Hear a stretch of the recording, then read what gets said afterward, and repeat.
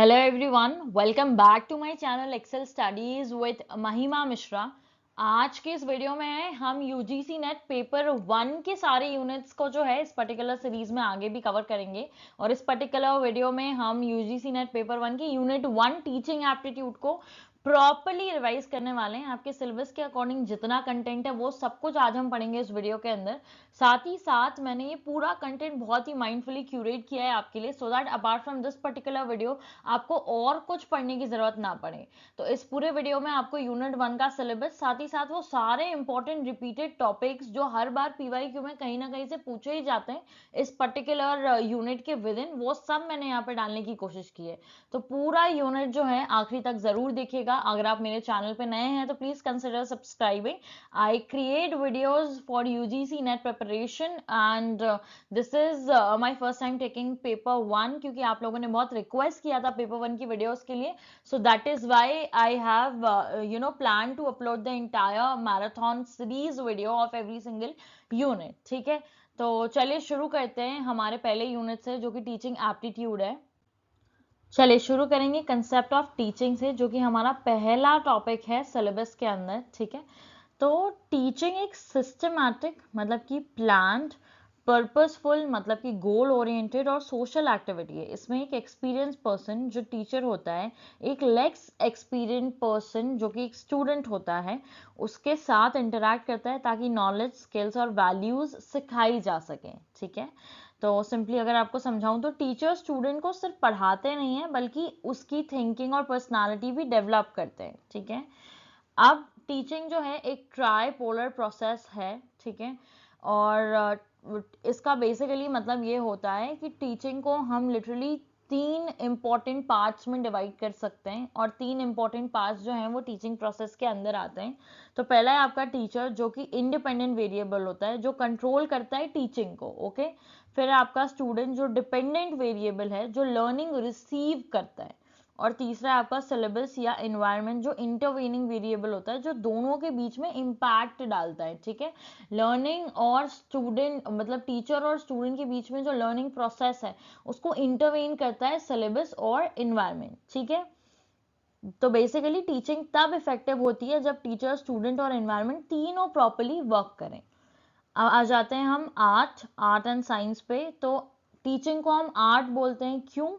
क्योंकि इसमें creativity, talent और प्रेजेंटेशन स्किल्स चाहिए होती हैं। ठीक है, और साथ ही साथ हम इसको साइंस भी बोलते हैं। ऐसा क्यों बोलेंगे हम? क्योंकि इसमें प्रॉपर मेथड्स, टेक्निक्स और रिसर्च बेस्ड अप्रोच को यूज किया जाता है। ठीक है, तो एक टीचर क्रिएटिव वे से समझाता है, ये आर्ट हो गया, और स्ट्रक्चर्ड मेथड फॉलो करता है, ये साइंस हो गया। चलिए, now will talk about the primary objectives of teaching. हम जब भी टीचिंग करते हैं या टीचिंग लर्निंग के प्रोसेस में आते हैं तो उसके मेजर ऑब्जेक्टिव्स क्या होते हैं? तो पहला तो है बिहेवियरल चेंज, स्टूडेंट के बिहेवियर में चेंज लेके आना। ठीक है, एक्विजिशन ऑफ नॉलेज मतलब कि स्टूडेंट जो है वो नॉलेज अक्वायर कर पाए, वो नई नई चीजें, फैक्ट्स, प्रिंसिपल और स्किल्स, स्पेशलाइज स्किल्स सीख पाए। मेंटल डेवलपमेंट मतलब कि उनकी कॉग्निटिव, सोचने समझने और क्रिटिकल थिंकिंग वाली जो क्षमता है और प्रॉब्लम सॉल्विंग स्किल्स, ये सारी चीजें वो डेवलप कर पाए।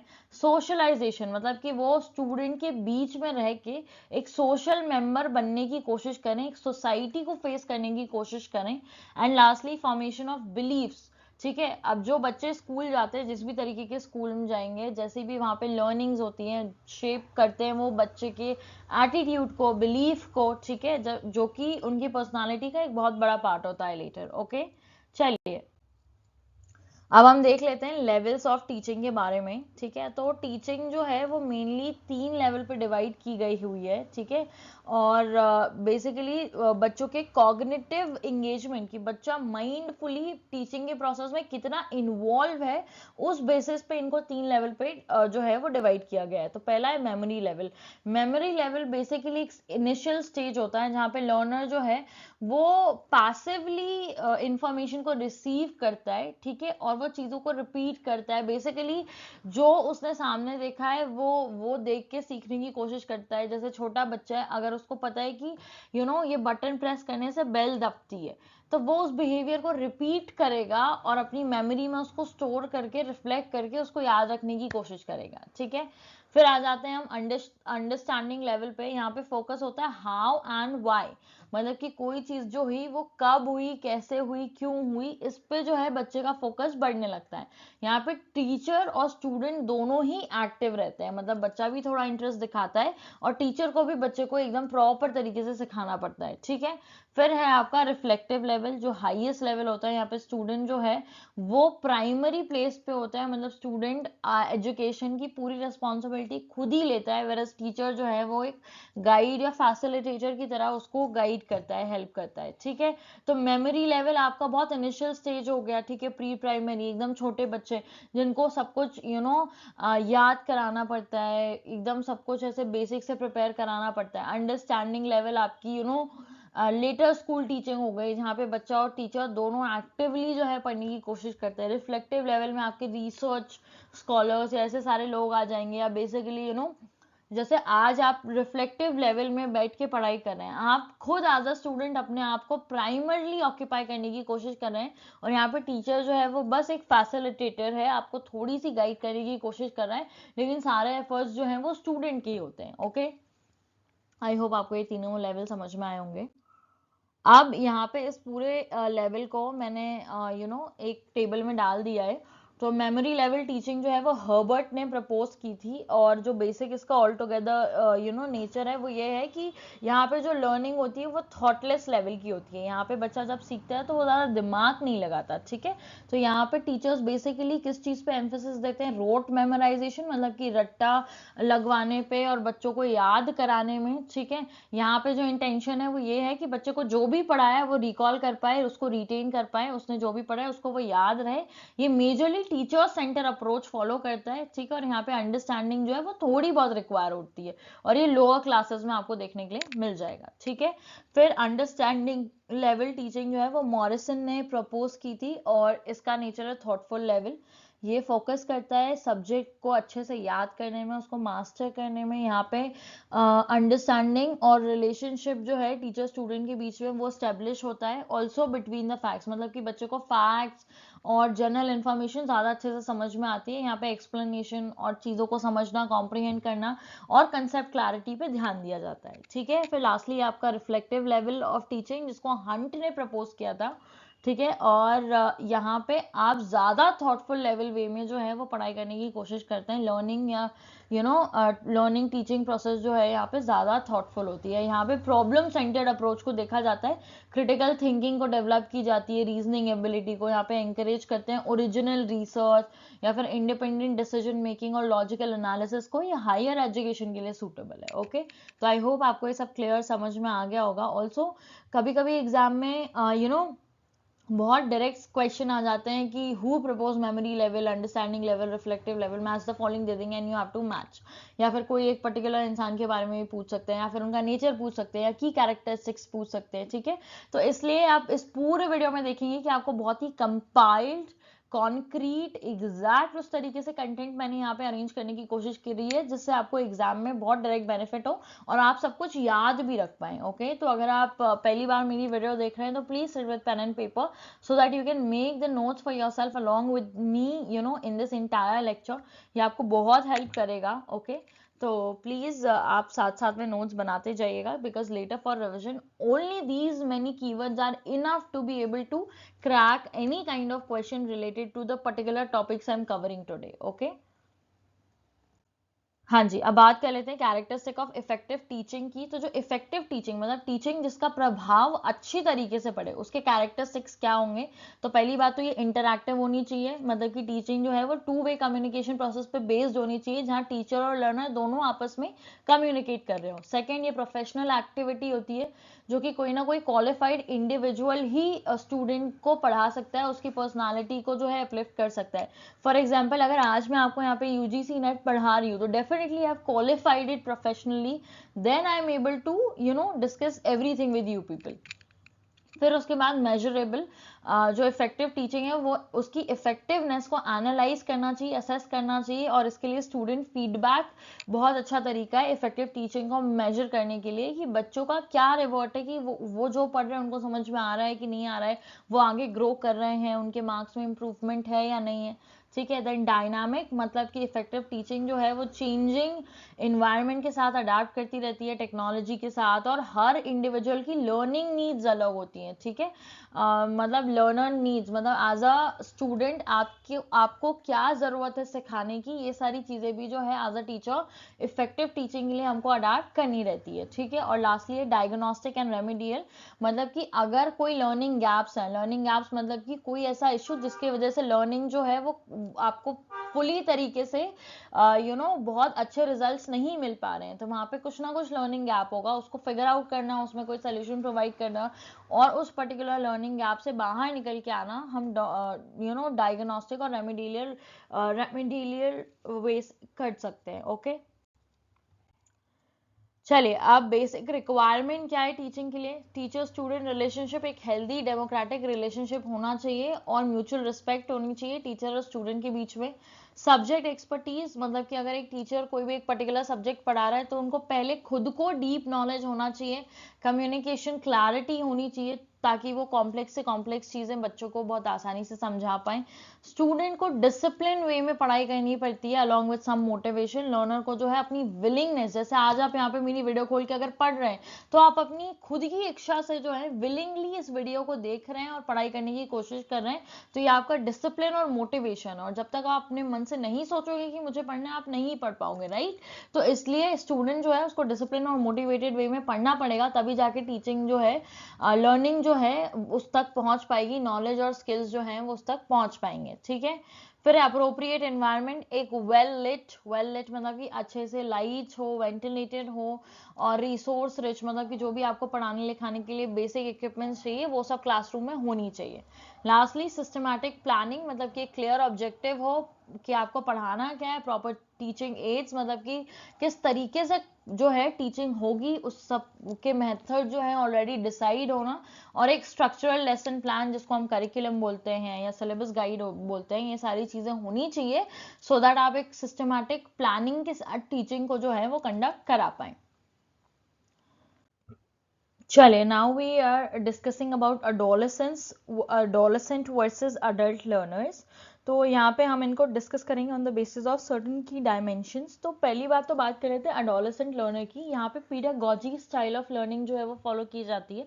इसमें बेसिकली जो स्टूडेंट है वो मेनली टीचर पर डिपेंडेंट रहता है, और अकेडमिकली भी जो स्टूडेंट है वो टीचर की गाइडेंस पर डिपेंडेंट रहेगा। वो प्रेफर करेगा स्ट्रक्चर्ड वे ऑफ लर्निंग जहाँ पे दोनों ही एक्टिव रहेंगे, टीचर और स्टूडेंट, और यहाँ पे इंगेजिंग लर्निंग एक्सपीरियंस रहेगा। जैसे आपकी कोचिंग क्लासरूम हो गए या स्कूल्स हो गए, तो जहाँ पे अडोलेसेंट एज ग्रुप वाले बच्चे जो होते हैं उनको बेसिकली एक dependent way of teaching style में रखा जाता है, क्योंकि वो अभी इतनी एक्टिवली इन्वॉल्व लर्निंग में मेच्योर इनफ नहीं होते कि वो खुद से अपने आप को एजुकेट कर लें, राइट। फिर सोशली वो बेसिकली एक पीयर सेंटर्ड मतलब कि बहुत सारे लोगों के बीच में बैठ के पढ़ना पसंद करेंगे। वो अपने पीयर प्रेशर मतलब पीयर प्रेशर जैसे एक बहुत कॉमन वर्ड है ना, पीयर मतलब कि हमारे आसपास के लोग वो उनसे बहुत जल्दी इन्फ्लुएंस होते हैं। ठीक है। उनके जो रोल मॉडल्स हैं वो वहाँ पे हीरो वर्शिप का एक वर्ड है, मतलब कि मतलब जो अडोलेसेंट एज वाले ग्रुप वाले बच्चे होते हैं ना, उनके बहुत जल्दी रोल मॉडल्स बन जाते हैं, वो लोगों को देख के बहुत जल्दी इंप्रेस हो जाते हैं, इमोशनली अनस्टेबल होते हैं। ठीक है। उनके mood swings as compare to adult people ज्यादा ही होते हैं, और वो ज्यादा सेंसिटिव होते हैं रिगार्डिंग क्रिटिसिज्म। मतलब कि आप अडोलेसेंट बच्चे को कुछ बोल दोगे या डांट दोगे तो प्रोबेबली उसको एक अडल्ट या छोटे बच्चे से बहुत ज्यादा बुरा लग जाएगा, because at this particular age set they are very emotional, and they are very not very stable with their behavioral aspect, they are still discovering, और ये एज में बहुत सारे चेंजेस होते हैं, इसलिए उनका मूड स्विंग्स और इमोशनल अनस्टेबिलिटी बहुत कॉमन होती है। लास्टली यहाँ पे एक डेवलपिंग एब्स्ट्रैक्ट थिंकिंग एबिलिटीज उनके अंदर बनने लगती है, जिसके बेसिस पे अब उनके कुछ न्यू जजमेंट बनना चालू होते हैं। They are not fully mature to take full decision, but the process of decision making is getting started with them. Okay. फिर आ जाते हैं अडल्ट लर्नर पे। तो as comparison to adolescent learner, adult learners के लिए हम एंड्रागोजी जो method है उसको फॉलो करते हैं। That basically means self directed learning या ऑटोनॉमस, या फिर लर्निंग जो है यहाँ पे एक गोल ओरिएंटेड और ड्रिवन जो है चीज होती है। ड्रिवन मतलब कि anything which for which the motivation comes from with in, ठीक है, मतलब आपके अंदर से मोटिवेशन आ रहा है कि आपको ये चीज करनी है, ठीक है। तो जैसे एक सारे कॉम्पिटेटिव एग्जाम के लिए आप प्रिपेयर करते हैं तो ये आपके अंदर से मोटिवेशन आता है कि मुझे ये चीज करनी है, because I want that job and I wanted to get in to this particular stream, that is why I want to do it, ठीक है। और वेर एज अडोलेसेंट लर्नर उनके अंदर इतनी ज्यादा मोटिवेशन नहीं होती है, ठीक है। तो इसलिए अडल्ट लर्नर्स जो हैं वो सेल्फ ड्रिवन होते हैं, गोल ओरिएंटेड होते हैं, ठीक है, सेल्फ डायरेक्टेड होते हैं और सोशली ये लोग प्रोफेशनल्स की तरह काम करते हैं, because obviously now these people are adult, ठीक है। यहाँ पे sharing of experience, discussion, collaboration, इस तरीके से काम ज्यादा अच्छे तरीके से होता है। इमोशनली भी ज्यादा मेच्योर होते हैं, डेमोन्स्ट्रेट करते हैं सेल्फ कंट्रोल और रिस्पॉन्सिबिलिटी लेने की कोशिश करते हैं। खुद की रिस्पॉन्सिबिलिटी लेना is a very big deal, ठीक है। तो adult at least they try to take care of their own responsibilities and they take themselves and their studies as their responsibility, ठीक है। और ये अपनी लाइफ एक्सपीरियंसेस को यूटिलाइज करते हैं अपनी प्रायर एक्सपीरियंसेस के बेसिस पे, जहाँ पे वो सारे रिसोर्सेज को डीपर वे में एनालाइज करने की कोशिश करते हैं और जो भी उनके सामने प्रॉब्लम अवेलेबल है या उनको किसी भी चीज के बारे में सोचना है, वही जो चिंतन मनन ध्यान है वो एज अ अडल्ट लर्नर आपके अंदर ज्यादा हो जाता है, एनालिटिकल लर्निंग ज्यादा हो जाती है as compare to adolescent. Okay, so this was the whole topic and basically the keywords written within every single dimension is only important here. So if you know what are the keywords and how to describe this particular segment, you will be able to definitely mark the correct answer if anything comes from this particular topic. Now will talk about individual difference. तो individual difference का मतलब ये है कि individually हम सब अलग हैं, राइट, और वैसे ही हम सब एक पर्टिकुलर सांचे में फिट नहीं हो सकते, इसलिए सबकी लर्निंग नीड्स भी अलग ही होंगी, ठीक है। तो teaching is not one size fits all, मतलब कि टीचिंग कोई एक ऐसा फ्री साइज एक्टिविटी नहीं है कि एक ही तरीके से सब लोग सीख लें या एक ही तरीके से सबके लिए इक्वली बेनिफिटिंग हो जाए। यहाँ पे बहुत सारे वेरिएशंस की जरूरत पड़ती है जो एज अ टीचर आपको रिकॉग्नाइज करने पड़ते हैं, सो दैट आप मॉडर्न एजुकेटर की तरह सबके कोर रिक्वायरमेंट को पूरा कर पाए, ठीक है। अब यहाँ पे जैसे इंटेलिजेंस एंड एप्टीट्यूड की बात हो गई, तो लर्नर जो है वो अलग अलग स्पीड में, जैसे फॉर एग्जाम्पल कुछ बच्चे हैं वो बहुत क्विकली कोई मैथ्स का प्रॉब्लम करा उनको तो वो समझ जाते हैं, वेराज कुछ बच्चे ऐसे होते हैं जो स्मार्ट भी हैं but they take little longer to understand the same thing, जो किसी ने 5 मिनट में कर ली, किसी के लिए 5 घंटे भी लग सकते हैं, क्योंकि एप्टीट्यूड और इंटेलिजेंस स्पीड सबकी अलग अलग होती है इंडिविजुअली, ठीक है। कॉग्निटिव स्टाइल मतलब कि बच्चा जो है एक कॉग्निटिव स्टाइल मतलब कि आप कितनी चीजें खुद से समझ पाते हैं, ठीक है।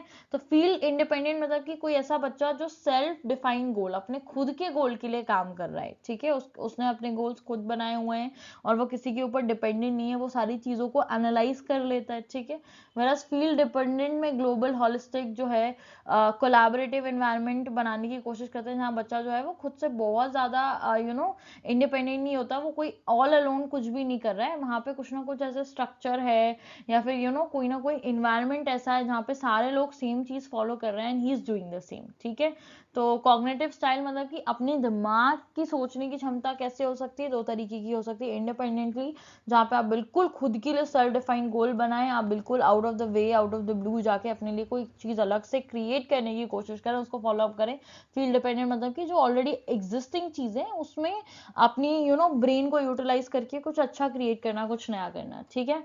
फिर आपकी लर्निंग स्टाइल, तो लर्निंग स्टाइल्स में आपका जो है मेनली 3 चीजें बहुत ही ज्यादा इंपॉर्टेंट होती हैं और उसका एक्रोनिम यहाँ पे लिखा हुआ वीएम के अंदर आपके विजुअल्स, ऑडिटोरियली और मोटर या फिर काइनेस्थेटिकली स्किल्स आ जाएंगे। तो विजुअल्स में जब भी आप कोई चीज पढ़ते हैं तो आप उसको इजीली रिटेन कर लेते हैं, लेकिन अगर आप कोई चीज देखते हैं, विजुअलाइज करते हैं, इमेज देखते हैं, तो the tendency to retain that that particular thing increases in lot percentage, ठीक है। तो किसी बच्चों को जो है वो चार्ट या इमेज देख के पढ़ने के लिए अच्छा लगता है, कुछ को लेक्चर्स या डिस्कशन करके अच्छा लगता है, कुछ को हैंड्स ऑन एक्टिविटी मोटर या काइनेस्थेटिकली, मतलब कि कुछ को परफॉर्म करके ज्यादा बेटर तरीके से समझ में आता है, ठीक है।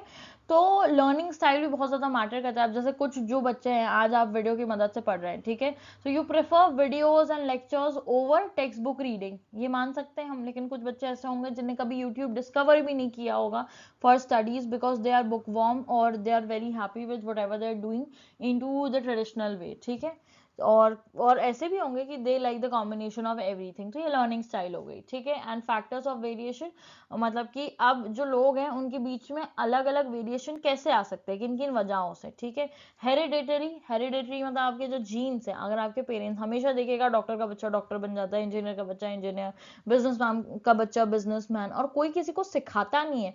बहुत सारी चीजें तो जेनेटिकली आपके अंदर आ जाती है, राइट। और ऐसा क्यों होता है? क्योंकि ये चीज आपके ऑलरेडी, जो आपका इंटेलेक्चुअल पोटेंशियल है वो आपके जीन से आपको मिलता है कहीं ना कहीं, ठीक है। Obviously this is very not very stereotyped, this can differ, but majorly जो है ऐसी चीजें देखने के लिए मिल जाती है। उसके अलावा एनवायरनमेंट बहुत बड़ा मेजर फैक्टर प्ले करता है, क्योंकि सोशियो इकोनॉमिक स्टेटस, मतलब कि आप किस क्लास को बिलोंग करते हैं, किस स्टेटस को बिलोंग करते हैं, किस कल्चर को बिलोंग करते हैं, आपकी कम्युनिटी में एजुकेशन की इंपॉर्टेंस कितनी है, एंड ऑल ऑफ इट, ठीक है। चलिए अब हम देखेंगे फैक्टर्स अफेक्टिंग टीचिंग, जो टीचर रिलेटेड फैक्टर्स होते हैं, ठीक है। तो teacher is the independent variable and the primary facilitator of the process, मतलब कि टीचिंग मेनली जो है वो टीचर से रिलेटेड होती है, वो इंडिपेंडेंट वेरिएबल है, जो चाहे वो बच्चों को सिखा सकते हैं, इसलिए वो प्राइमरी फैसिलिटेटर होते हैं इस पूरे प्रोसेस में। तो अब इनमें कौन कौन सी चीज़ें होती हैं टीचर के विद इन, जो टीचिंग मेथड को बहुत ज़्यादा अफेक्ट करती हैं। तो पहला है टीचर का सब्जेक्ट नॉलेज, अगर उनको अपने पर्टिकुलर सब्जेक्ट में मास्टरी होगी तो वो अपना कंटेंट बहुत कॉन्फिडेंटली डिलीवर कर पाएंगे और बच्चों को वो सारे कंसेप्ट समझ में आएंगे। दूसरा है टीचिंग स्किल्स, मतलब कि उनकी कम्युनिकेशन क्वालिटी कितनी अच्छी है, instructional planning, classroom management techniques, ठीक है, ये सारी चीज़ें आ जाएंगी। फिर है पर्सनालिटी एंड बिहेवियर, मतलब कि वो कितने पेशेंट हैं, कितने एम्पैथेटिक हैं, कितना इंथुजियाज्म है उनको पढ़ाने का, मतलब वो बच्चों से कितने अच्छे से बिहेव करते हैं, ठीक है। जिससे कि होता क्या है, स्टूडेंट को एक रोल मॉडल की तरह जो है वो टीचर को देखते हैं अपने, and at the same time वो बच्चों को बहुत ज़्यादा पर्सनालिटी वाइज भी इन्फ्लुएंस करते हैं, ठीक है। लास्टली एक टीचर का फिजिकल और मेंटल हेल्थ, अगर वो फिजिकली और मेंटली फिट होंगे, ठीक है, तो वो क्लासरूम के चैलेंजेस को ज़्यादा अच्छे से, अच्छी एनर्जी के साथ हैंडल कर पाएंगे, and as compare to if they are not mentally और फिजिकली फिट। ओके, तो आई होप आपके समझ में आ गया होगा। अब हम देख लेते हैं लर्नर रिलेटेड फैक्टर। अब जो लर्नर्स होते हैं वो यहाँ पे डिपेंडेंट वेरिएबल होते हैं, ठीक है।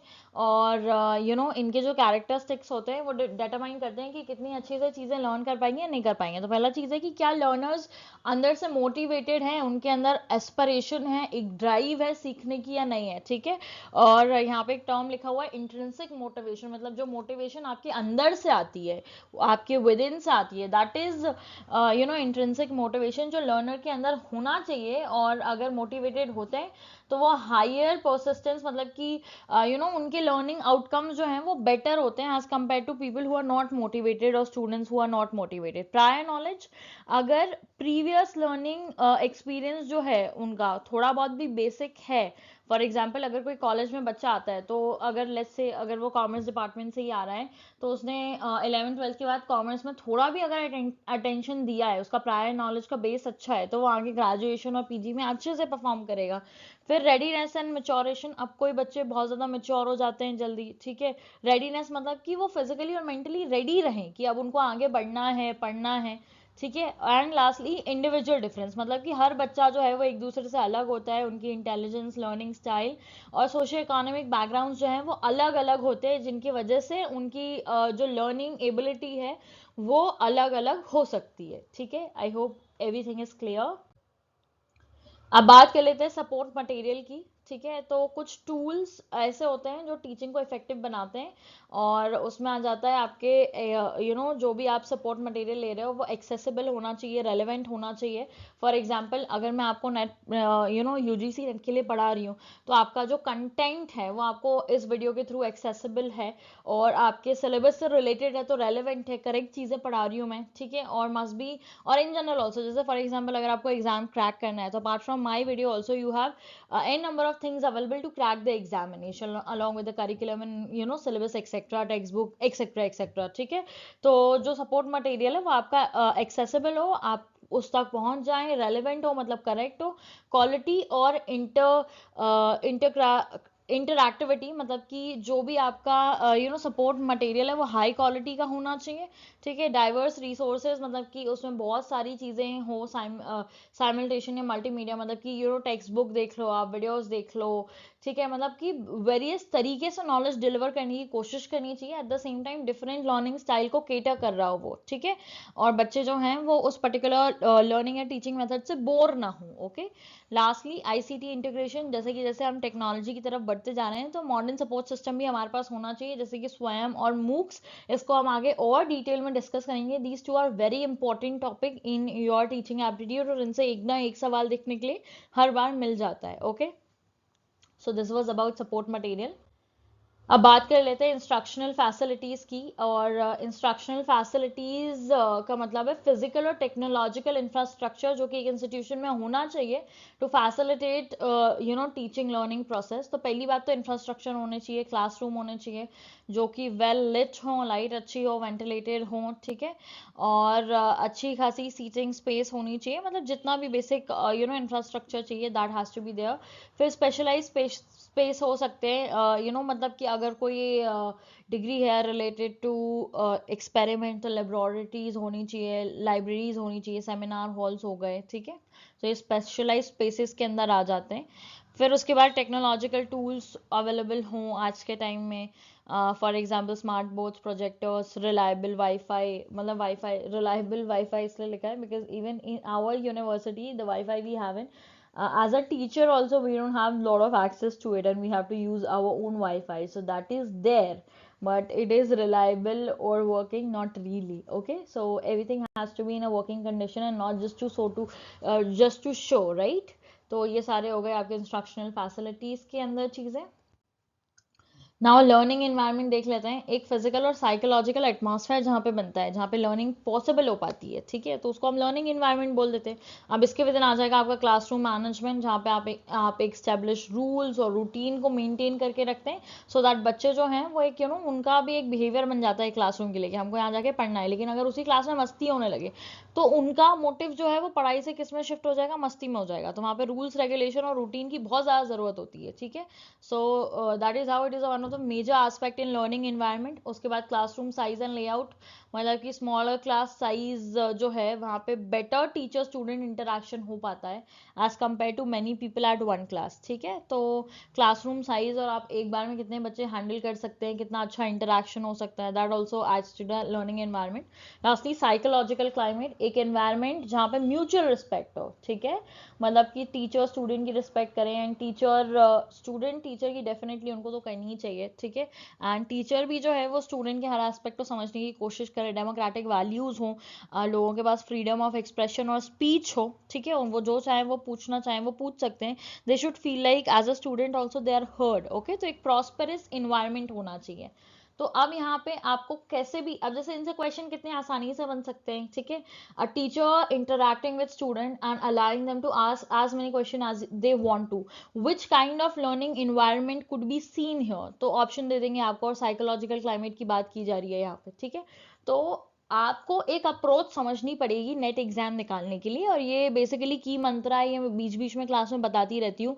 तो जो लोग पूरा यूनिट प्रॉपरली देखते हैं डेफिनेटली उनको बहुत सारे इंसाइट्स मिलते होंगे। तो अब यहाँ पे बात कैसी है, आप जब भी पीवाईक्यू करने बैठेंगे और आपको हमेशा ऐसा लगेगा कि ऐसा तो मैंने कुछ पढ़ा ही नहीं है, ऐसा तो मैंने कभी कुछ देखा ही नहीं है, द की हियर इज कि एनटीए आपके एप्लीकेशन को टेस्ट करता है rather than your book learning और whatever you have mugged up. यहाँ पे हम पढ़ने की कोशिश कर रहे हैं, हम समझने की कोशिश कर रहे हैं कि हम पढ़ क्या रहे हैं।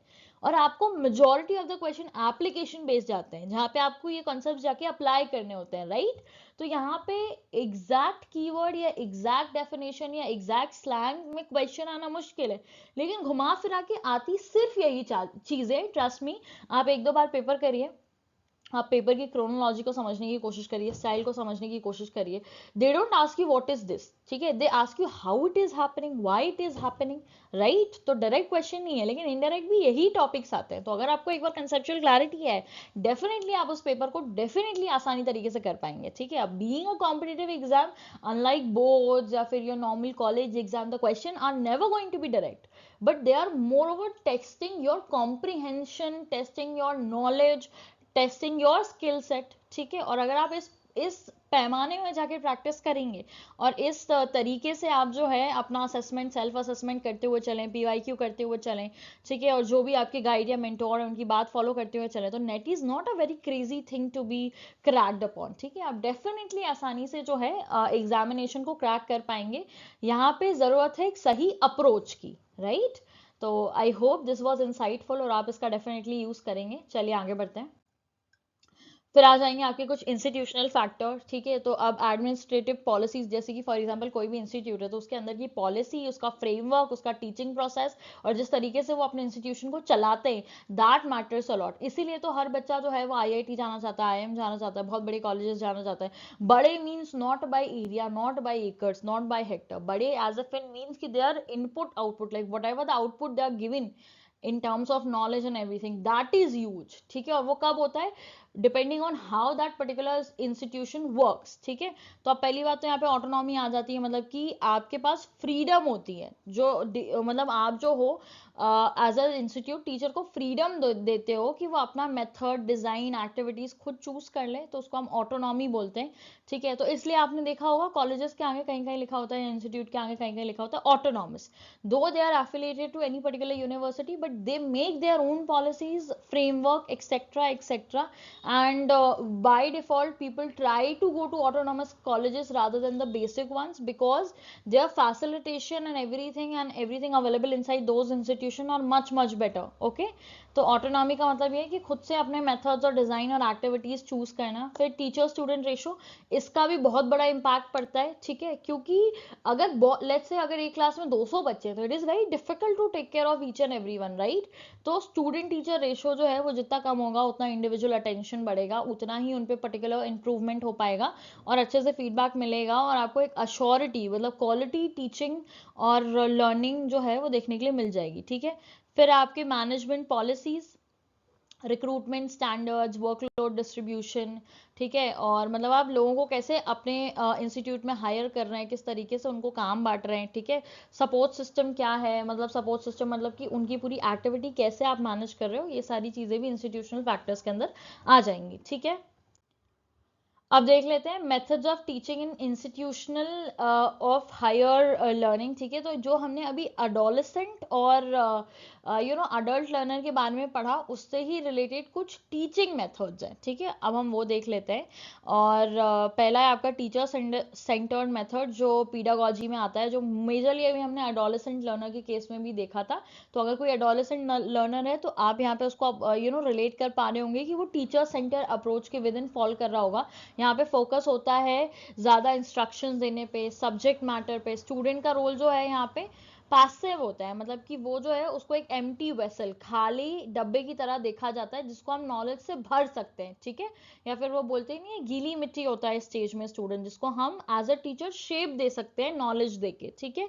और यहाँ पे कॉमन मेथड्स जो होंगे पढ़ाने के लिए वो क्या हो जाएंगे, आपकी टीम टीचिंग हो गई, डेमोन्स्ट्रेशन हो गए, डायरेक्ट इंस्ट्रक्शंस हो गए।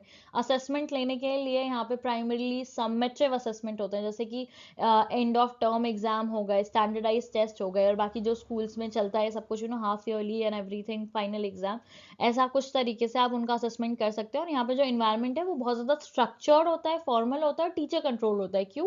क्योंकि बच्चे जो है वो बहुत ज्यादा सेल्फ ड्रिवन नहीं होते हैं, यहाँ पे ज्यादा मेच्योर नहीं होते हैं, तो इसलिए स्कूल्स में आप देखेंगे तो बेसिकली ये टीचर सेंट्रल जो बहुत crazy, sorry don't mind my words, but मैं फ्लो में I just get so much into teaching that I can use whatever language to teach you guys. चलिए, तो टीचर सेंटर्ड में क्या होता है, बहुत ही ज्यादा डिसिप्लिन वे में आपको एकदम ड्रेस पहन के एक पर्टिकुलर टाइम पे हर चीज़ ऐसे कंट्रोल इन्वायरमेंट में रखी जाती है, सो दैट हम बच्चे को डिसिप्लिन सिखा पाएं।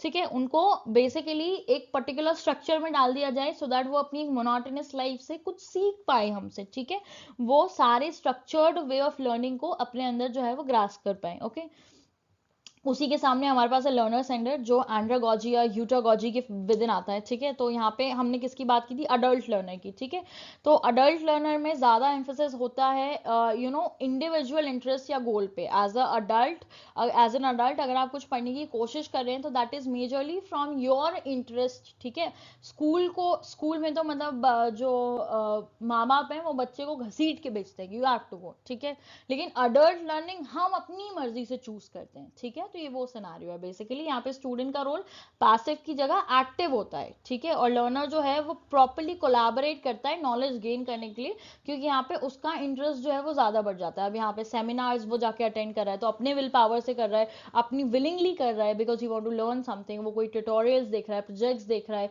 अपने ब्रेनस्टॉर्मिंग डिस्कशन एक्सपीरियंशियल लर्निंग कुछ करने के लिए, मतलब कुछ ऐसा ट्राई करके एक्सपेरिमेंट करके सीखने की कोशिश कर रहा है। ठीक है, learning while doing all of these things he is getting involved into so that he can actually learn, and the drive is intrinsic, that is why he is very actively participating into the entire process. ठीक है, अब यहाँ पे assessment जो है वो rather formative होता है। ठीक है, यहाँ पे कंटिन्यूस फीडबैक चलता है, पीयर रिव्यू चलता है, सेल्फ असेसमेंट मतलब आप अपने आप को खुद भी असेस कर सकते हैं कि आप कहाँ, जैसे फॉर एग्जाम्पल अगर आप नेट के लिए प्रिपेयर कर रहे हैं और आप रोज मॉक्स देते हैं, ठीक है, या PYQ सॉल्व करते हैं और फिर आप रोज अपना रिजल्ट भी ट्रैक कर रहे हो, तो what is this, self assessing your self. Okay, अब यहाँ पे इन्वायरमेंट जो है वो काफ़ी फ्लेक्सिबल होता है, इंटरेक्टिव होता है, कोलैबोरेटिव होता है। ठीक है, सो दैट जो अडल्ट लर्नर्स हैं वो अपने पेस पे अपने अकॉर्डिंग जो है वो नॉलेज को गेन कर पाए। ओके, चलिए अब हम देख लेते हैं offline versus online methods of teaching. तो ऑफलाइन आपका जो बेसिक ट्रेडिशनल रूट है, इट इज़ दैट यहाँ पे फेस टू फेस इंटरेक्शन होता है लोगों को, जैसे क्लासरूम स्टडीज होती है ऑल ऑफ दैट। ठीक है, यहाँ पे फिजिकल इंफ्रास्ट्रक्चर बना होता है, फिक्स शेड्यूल होता है, इतने बजे आना, इतने बजे घर जाना, इमीडिएट वर्बल फीडबैक जो है टीचर और स्टूडेंट को आपस में मिल जाता है। ठीक है, वेराज ऑनलाइन जो है वो मॉडर्न वे ऑफ टीचिंग है, यहाँ पे आप कभी भी कहीं से भी किसी तरीके से लर्निंग जो है वो कर सकते हैं। अब ऑनलाइन मॉडर्न मेथड को दो तरीके में डिवाइड किया गया है, एक है सिंक्रोनस रियल टाइम, जैसे फॉर एग्जांपल अगर लाइव क्लास चल रही है तो दो इट इज ऑनलाइन, आप सेम टाइम पे जो है लर्निंग और टीचिंग रिसीव कर रहे हैं। ठीक है, जो टीचर पढ़ा रहा है वो लाइव पढ़ा रहा है तो आपको उसी टाइम पे बैठ के पढ़ना पड़ेगा, दो the medium is online but the event like the teaching and learning is happening at the same moment, so that is synchronous. Okay, और एसिंक्रोनस क्या हो जाएगा, जैसे अभी आप मेरी वीडियो देख रहे हैं, अब you can watch that at an number of time anywhere. ठीक है, तो यूट्यूब के थ्रू रिकॉर्डेड वीडियोस या रिकॉर्डेड लेक्चर देख रहा है जहाँ पे जो है टीचिंग डिलीवर हो चुकी है, लर्निंग आप अपने अकॉर्डिंग कभी भी कर रहे हैं, सो दैट इज एसिंक्रोनस। ठीक है, तो उसको याद रखने के लिए ऐसे कर सकते हैं, आप सिंक में है तो मतलब रियल टाइम है, और ए सिंक है मतलब कि अभी सिंक नहीं बैठ रहा है तो हम क्या है, रियल टाइम पे काम नहीं कर रहे हैं, learning can be done any moment apart from the exact scenario. Okay, तो आई होप आपको ये क्लियर हो गया होगा, nothing very extra ordinary, but ये जो कीवर्ड्स है सिंक्रोनस एसिंक्रोनस, इन सबसे आपको अवेयर होना चाहिए। Okay,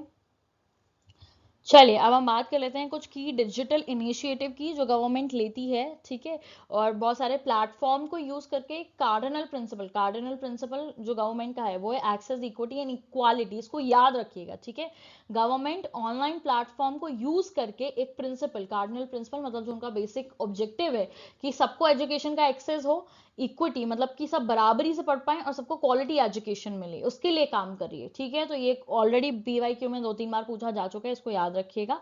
major objective of government in key digital initiatives, in taking key digital initiative is access, equity and quality. Okay, अब उसमें जो पहला इनिशिएटिव है वो आपका स्वयं, स्वयं का फुल फॉर्म है study webs of active learning for young aspiring minds. ठीक है, अब यहाँ पे जो पर्पस है वो ये है कि बहुत सारे IT प्लेटफॉर्म जो हैं उनको इंडिजिनियसली कंटेंट क्रिएट करके वो MOOCs मतलब मैसिव ओपन ऑनलाइन कोर्सेज जो हैं वो क्रिएट किए जाएं, जिससे कि ऑल ओवर इंडिया या पूरे वर्ल्ड में लोग जो हैं वो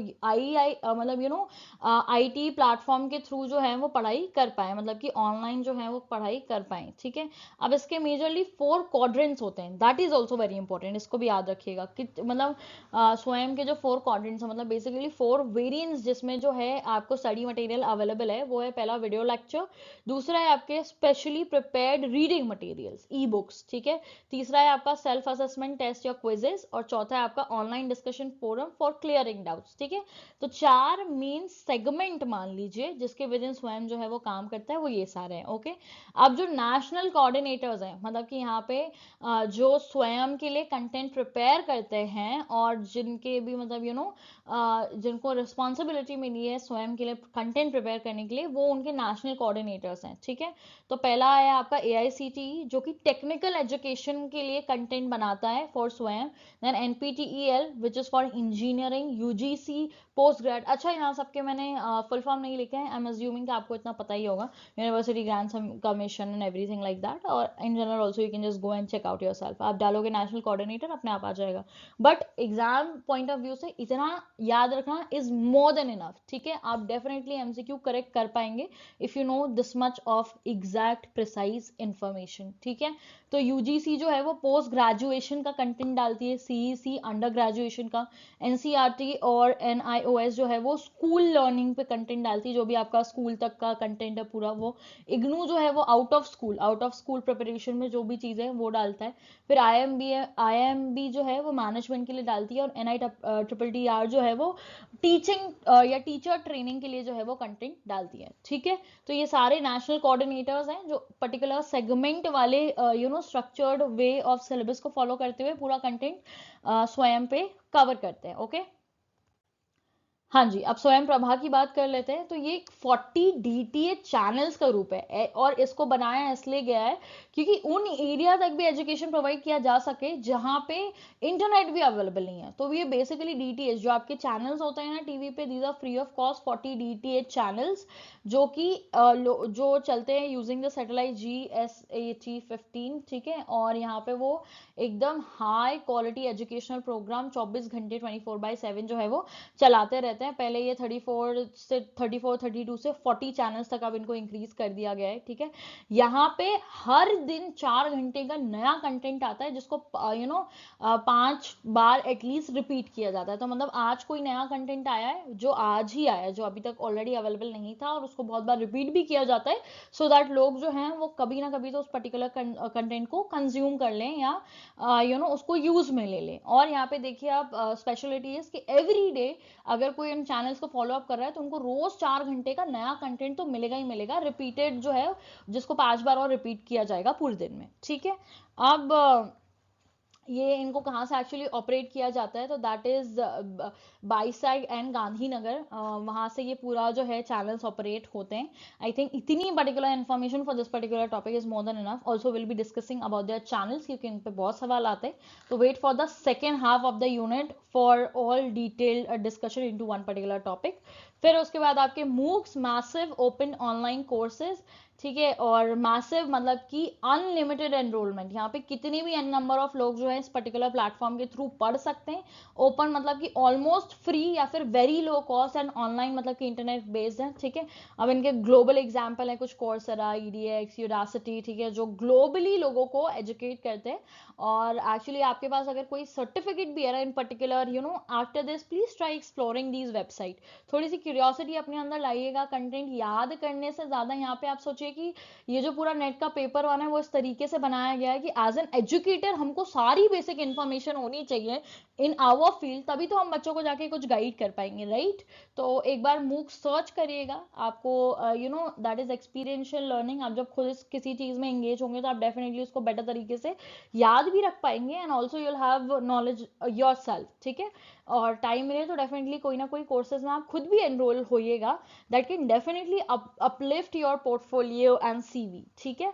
फिर उसके बाद जो इंडिया में मूक है वो मेजरली स्वयं है, जो प्राइमरी गवर्नमेंट का मूक प्लेटफॉर्म है इंडिया में। ओके, चलिए, और उसके बाद एक पाठशाला करके टूल है हमारी, जो डिजिटल टेक्स्ट बुक है NCERT की, वो सारी उसमें अपलोडेड है।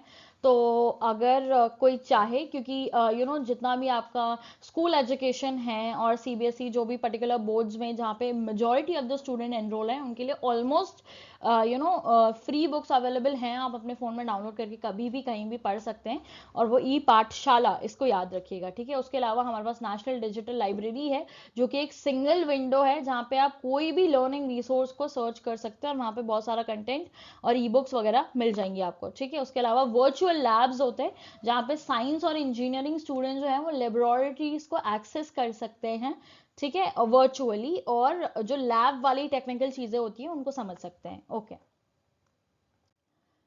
चलिए अब हम बात कर लेते हैं एवैल्यूएशन सिस्टम की, ठीक है। तो एवैल्यूएशन सिस्टम में बहुत सारे एसेंशियल एलिमेंट्स आते हैं, और एवैल्यूएशन सिस्टम का मतलब ये है कि अगर आपने बच्चे का टेस्ट लिया है तो आप उसको किस तरीके से पास करेंगे, कैसे मार्क्स देंगे, कैसे एवैल्यूएट करेंगे, वो एवैल्यूएशन सिस्टम के विद इन आएगा, ठीक है।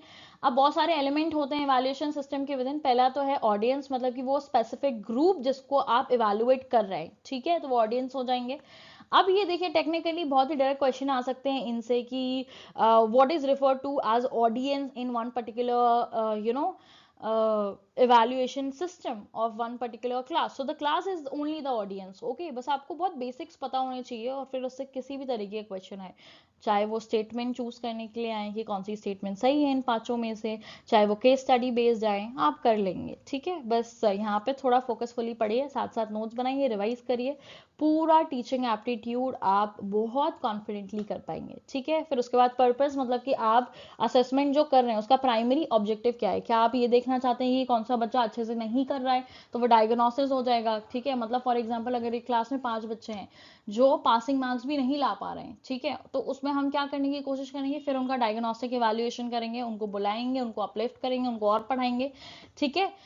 फिर मतलब आपकी बेसिकली ऑब्जेक्टिव क्या है मार्क्स देने के पीछे या एवैल्यूएशन करने के पीछे, वो पर्पस में आ जाएगा, ठीक है, कि why you are trying to assess the student. Okay, फिर उसके बाद क्वेश्चंस, मतलब कि स्पेसिफिक क्वेरीज या आइटम्स जिसको डिजाइन करके जो है आपका एवैल्यूएशन गोल पूरा हो सकता है, ठीक है। तो मतलब अगर आपको बच्चों की नॉलेज टेस्ट करनी है तो आप टेस्ट पेपर बना के उसमें जो क्वेश्चन है वो दे के ऐसा कर सकते हैं। उसके बाद स्कोप, ठीक है, कि मतलब the breath of the assessment defining which learning domains और सिलेबस एरियाज आर कवर्ड, ठीक है। स्कोप मतलब कि एक पर्टिकुलर एवैल्यूएशन सिस्टम में और एक पर्टिकुलर असेसमेंट में आप कितना सिलेबस एरिया कवर करना चाहते हैं, आप एग्जैक्टली उनसे क्या पूछना चाहते हैं, वो स्कोप के विदन आ जाएगा, ठीक है। स्कोप मतलब कि अगर ये पर्टिकुलर एवैल्यूएशन किया तो इसके बाद हम ये अश्योर कर सकते हैं कि बच्चे को इतना पर्टिकुलर पोर्शन तो आता ही है। ओके, लास्टली रिसोर्सेज, मतलब कि जो मटेरियल्स, टेक्नोलॉजी, ठीक है, और जिस जिस भी इंसान की जरूरत पड़ेगी जिससे कि वो इवैल्यूएशन हो पाए, वो सारी चीज़ें रिसोर्सेज के अंदर आ जाएंगी, ठीक है। फॉर एग्जाम्पल कॉलेज का ही ईयर एंड एग्जाम है, ठीक है, तो उसके लिए आप PYQ रेफर कर रहे हैं, ठीक है। टेक्नोलॉजी मतलब कि सॉफ्टवेयर पे बैठ के आप पूरा क्वेश्चन पेपर ड्राफ्ट कर रहे हैं, या फिर OMR बेस्ड पेपर है तो वो टेक्नोलॉजी को यूज़ करते हुए। पर्सनल रिक्वायर्ड मतलब कि जो इन्विजिलेटर हैं, चेकर हैं, पूरी एग्जामिनेशन टीम है, ये सब किस में आ जाएंगे, रिसोर्सेज के अंदर आ जाएंगे। चलिए अब देख लेते हैं मेजर टाइप्स ऑफ इवैल्यूएशन। तो इवैल्यूएशन की बहुत सारी कैटेगरीज बनाई हुई हैं, ठीक है, ऑन द बेसिस ऑफ कितना टाइम लगता है, क्या फंक्शन है, उसका इंस्ट्रक्शनल प्रोसेस क्या है। तो पहला है उसमें नॉर्म रेफरेंस टेस्ट। तो नॉर्म रेफरेंस जो है NRT, इसका मतलब ये होता है कि हम कंपेयर करते हैं स्टूडेंट के परफॉर्मेंस को अगेंस्ट देयर पीयर ग्रुप्स, ठीक है। फॉर एग्जांपल नेट होता है, ठीक है, तो अब तो आपको परसेंटाइल में मार्क्स मिलते हैं। तो परसेंटाइल जब आपको मिलता है 98.9 परसेंटाइल या 99.9 परसेंटाइल, तो उसका मतलब क्या है कि क्या आपने 99.9% करेक्ट किया? नहीं, इसका मतलब ये नहीं होता है। इसका मतलब ये होता है कि जिस बंदे का 100 परसेंटाइल है, जिसने सबसे बेस्ट किया है, फॉर एग्जाम्पल अगर 300 में से 200 सबसे बेस्ट है तो उसका 100 परसेंटाइल होगा। उसके कंपैरिजन में आपने कितना अच्छा किया है वो आपका परसेंटाइल होगा, ठीक है। तो ये क्या है आपका नॉर्म रेफरेंस टेस्ट। ओके, तो आई होप आपको समझ में आया होगा क्लियरली परसेंटाइल और परसेंटेज के बीच का डिफरेंस। और फिर दूसरा होता है क्राइटेरिया रेफरेंस। यहाँ पे हम एक fixed set of pre determined standard के थ्रू बच्चे के परफॉर्मेंस को मेजर करते हैं। जैसे आपके बोर्ड एग्जाम्स हो गए, ठीक है, तो वहाँ पे फिक्स है कि 75, जैसे बोर्ड मतलब स्टेट बोर्ड्स होते हैं तो वहाँ पे फिक्स रहता है कि 75 के ऊपर आया तो डिस्टिंक्शन है, 60 के ऊपर आया तो फर्स्ट डिवीजन है। तो ये क्या है, ऑलरेडी क्राइटेरिया सेट है, बच्चे का जितना भी परसेंटेज आएगा वो ऑलरेडी प्री डिटरमाइंड स्टैंडर्ड पे जो है कहीं ना कहीं स्टैंड करेगा। ओके, तो आई थिंक आपको इन दोनों के बीच में क्लियर समझ डिफरेंस समझ में आ गया होगा। अब और भी तरीके के हमारे पास एवैल्यूएशन मेथड्स हैं जो बहुत इंपॉर्टेंट है, देख लेते हैं। पहला है आपका प्लेसमेंट एवैल्यूएशन, ठीक है। तो ये हम कब करते हैं, जब आप किसी कब कौन सा टाइम पे करते हैं, जब आप बच्चों को इंस्ट्रक्शंस दो उसके पहले ही शुरू कर देते हो, ठीक है। मतलब कि यहाँ पे आप जैसे फॉर एग्जांपल जब भी आईएम जाते हो आप, आईएम में जब बच्चे जाते हैं तो उनका जो इंटरव्यू होता है, इंटरव्यू फेज, ठीक है, मतलब कि वो अभी उनका एडमिशन भी नहीं हुआ है लेकिन आप पहले ही इवैल्यूएट कर रहे हैं। क्यों? क्योंकि आप उनका behaviour, prior knowledge, skill, aptitude, वो इस कोर्स को कर पाएंगे या नहीं कर पाएंगे, ये सब चेक करते हैं, ठीक है। तो उसको हम क्या बोलते हैं, प्लेसमेंट इवैल्यूएशन, ओके। अब इसमें एग्जाम्पल्स क्या हो जाएंगे, आपके एंट्रेंस टेस्ट हो गए, स्क्रीनिंग टेस्ट हो गए, एप्टीट्यूड टेस्ट हो गए, जैसे कैट हो गया, जेई एग्जाम हो गया, और नीट हो गया। तो ये सब क्या है, प्लेसमेंट एवैल्यूएशन की, क्या बच्चा फिट है कि वो ये पर्टिकुलर कोर्स कर पाएगा या नहीं कर पाएगा, इसको हम बोलते हैं प्लेसमेंट एवैल्यूएशन। दूसरा है आपका फॉर्मेटिव। फॉर्मेटिव में क्या होता है, ये जब आप पढ़ा रहे हो ड्यूरिंग इंस्ट्रक्शन, जब आप कोई चीज बच्चे को पढ़ा रहे हो, आप साथ के साथ ये चीज ये वाला इवैल्यूएशन करते हैं। क्यों? क्योंकि आप इसमें मॉनिटर करते हैं कि बच्चा जो है उसकी लर्निंग प्रोग्रेस कैसी चल रही है, क्या आप सो दैट आप उसके लर्निंग पैटर्न का एक कंटिन्यूस फीडबैक ले पाए, जिससे कि आप उनको इम्प्रूव करने में, और दोनों एज अ स्टूडेंट टीचर आप जो लर्निंग टीचिंग का एटमॉस्फेयर क्रिएट कर रहे हैं, जो भी कंटेंट डिलीवर कर रहे हैं, वो बच्चे को समझ में आया है या नहीं आया, इसलिए वहां पे हम फॉर्मेटिव इवैल्यूएशन करते हैं। अगर आपने अपने स्कूल्स में कभी नोटिस किया हो तो हमारे स्कूल में एफएज होते थे। एफए मतलब कि फॉर्मेटिव असेसमेंट, और ऐसे मतलब कि सबमिटिव। तो फॉर्मेटिव में आपके वही पीरियोडिक टेस्ट वगैरह होते थे, ठीक है। तो पहले एफए हुआ, फिर हाफ ईयरलीज होते थे जिसको समेटिव असेसमेंट 1 बोलते थे, फिर एफए 2 होता था, फॉर्मेटिव अगेन, फिर समेटिव असेसमेंट 2 होता था, आखिर में फाइनल एग्जाम, ठीक है। तो FAs are basically a periodic test kind of a situation जो आप इंस्ट्रक्शन के दौरान करते हो, और इसमें क्या क्या चीजें आप यूज कर सकते हैं, quizzes, unit test, assignment, class discussion, observation, presentation, ठीक है, एनीथिंग लाइक दैट। फिर आपका डायग्नोस्टिक इवैल्यूएशन, ये भी ड्यूरिंग इंस्ट्रक्शन ही होता है, और ये तब हम करते हैं जब हमको कोई डिफिकल्टी समझ में आ रही है, हमको ऐसा लग रहा है कि जो बच्चा है वो पढ़ ही नहीं पा रहा है, उसको चीजें समझ में नहीं आ रही है, तो उनको हम क्या रेमेडीज बता सकते हैं सो दैट वो अपनी लर्निंग पैटर्न को सुधार ले, ठीक है। तो यहाँ पे हम ये करने के लिए डायग्नोस्टिक टेस्ट करते हैं, मतलब मैंने एक बच्चे को टेस्ट दे दिया और मैं देखने की कोशिश कर रही हूँ कि मैंने इतना तो पढ़ा है लेकिन इसको आ क्यों नहीं रहा, तो मैंने पॉसिबली जो पढ़ाया होगा मैं उसको सब दे दूंगी, और उसको जो नहीं आ रहा है वो नहीं कर पाएगा, तो मुझे पता चल जाएगा कि यहाँ पे कहाँ लूप होल है, कहाँ पे गैप है, और फिर उसको हम बेटर करने के लिए हम क्या कर सकते हैं, ठीक है। जैसे नोटबुक करेक्शन किया हमने तो उसमें हम एरर एनालिसिस करते हैं, अगर हम कोई ऐसे प्रैक्टिकल क्वेश्चन बच्चे को करा रहे हैं, उसका वहीं के वहीं टेस्ट लेके देख लो, दूसरा क्वेश्चन करा के देख लो, उसको नहीं आ रहा है, मतलब there some kind of issue, right. तो फिर उसको करेक्टिव मेजर और कैसे उस चीज को सही किया जा सकता है, इसलिए वो डायग्नोस्टिक इवैल्यूएशन होता है। और ये भी इंस्ट्रक्शन के टाइम पे ही होता है, जब आप बच्चे को पढ़ा रहे होते हो, जब वो कोर्स चल रहा होता है तब ही आपको डायग्नोस्टिक इवैल्यूएशन करना होता है, सो दैट आप उसको with in the course he correct कर पाए, ठीक है। फिर आपका सबमिटिव इवैल्यूएशन, ये एंड ऑफ द इंस्ट्रक्शन में होता है, यहाँ पे आप इवैल्यूएट करते हो ओवरऑल अचीवमेंट को, और आप ग्रेड्स और सर्टिफिकेशन और प्रमोशन ये सारी चीजें जो है वो असाइन करते हैं, ठीक है। और यहाँ पे बेसिकली इसका प्राइमरी मोटिव ये होता है कि आप बच्चे को सर्टिफाई कर देते हो कि you have done this particular thing, और यहाँ पे बच्चा जो है वो उस पर्टिकुलर पूरे प्रोग्राम को क्लियर कर लेता है, क्वालिफाई कर लेता है। अब इसमें फाइनल एग्जामिनेशन आ सकते हैं, टर्म पेपर्स हो सकते हैं, बोर्ड एग्जाम्स हो सकते हैं, सेमेस्टर एंड, ठीक है, जहाँ पे after this you gonna give certificate of achievement to them in any form, so that वो आगे की ग्रेड्स के लिए प्रमोट हो जाए। तो वो आपका ऐसे ही हो गया, ठीक है, या समेटिव इवैल्यूएशन। चलिए, अब इसमें एक और टॉपिक है which is choice based credit system. जो न्यू एजुकेशन पॉलिसी आई है आपकी 2020 में, तब से आपने, अगर आप कॉलेज स्टडीज में देखेंगे तो बहुत ज़्यादा चेंजेस आ चुके हैं, ठीक है। अब होता क्या है बेसिकली कि जो आपका पहले नॉर्मल पैटर्न था कि बीकॉम कर लो या बीकॉम ऑनर्स कर लो, आपको सब सेट ऑफ चीज़ें मिल जाएंगी, आप एक डिग्री पास कर लोगे, ठीक है। तो ऐसे सिस्टम चलता था, आपका परसेंटेज आ गया आपको डिग्री मिल जाएगी, लेकिन it is not like that any more. अब credit, choice based credit system हो गया है, तो मतलब कि अब पढ़ाई जो है ना वो ग्रेडिंग सिस्टम की तरह हो गई है। आपको हर पेपर चूज करने पे लगभग मैक्सिमम 10 पॉइंट्स मिल सकते हैं, हर पर्टिकुलर कोर्स का पॉइंट जो है वो अलग अलग होता है, ठीक है। तो अगर स्टूडेंट जो है वो एक कंपलसरी सब्जेक्ट लेता है तो I think that is for 10 point और समथिंग, इलेक्टिव इज फॉर 8, और एबिलिटी इन्हेंसमेंट स्किल बेस्ड जो कोर्स होता है वो थोड़े कम पॉइंटर्स का हो जाता है। तो अलग अलग आपको पेपर्स मिलने लगे जिसमें एक तो आपको कोर सब्जेक्ट लेना ही पड़ेगा, फिर मतलब कि एक सपोर्टिव जो कोर है उसके सपोर्टिव में कुछ, और फिर एक आपका वोकेशनल सब्जेक्ट हो जाएगा आपकी एबिलिटी को इन्हांस करने के लिए, स्किल्स को इन्हांस करने के लिए, ठीक है। और हर पर्टिकुलर पेपर को कंप्लीट करने के लिए आपको क्रेडिट्स मिलेंगे, ठीक है। और वो बेस्ड होंगे आपकी टीचिंग आवर्स और लेक्चर के बेसिस पे, ठीक है। तो I think for example for 90 hours वाला जो प्रोग्राम होएगा आपका, या 90 लेक्चर वाला जो प्रोग्राम होएगा, उसके लिए आपको 8 पॉइंट्स मिल जाएंगे, 60 के लिए 4 मिल जाएंगे, ऐसे ऐसे होता है, ठीक है। तो यहाँ पे असेसमेंट जो है वो आपके परफॉर्मेंस को रिफ्लेक्ट करता है थ्रू SGPA, ठीक है, सेमेस्टर ग्रेड पॉइंट एवरेज, या फिर क्यूमुलेटिव ग्रेड पॉइंट CGPA मिलता है आपको, 7.8 CGPA, 8.8 CGPA आपने थ्रू आउट कैसे किया, ठीक है। और आपको मैक्सिमम जितने क्रेडिट मिल सकते हैं उस पर्टिकुलर पेपर के लिए आपको उसके विद इन ही CGPA मिलेगा रादर देन परसेंटेज और परसेंटाइल, ठीक है। तो उसको हम बोलते हैं चॉइस बेस्ड क्रेडिट सिस्टम, जो ऑलमोस्ट अब सारी यूनिवर्सिटीज और डिग्री प्रोग्राम में लागू हो चुका है। तो that is why this topic is very current and important. अब कंप्यूटर बेस्ड टेस्टिंग के बारे में देख लेते हैं।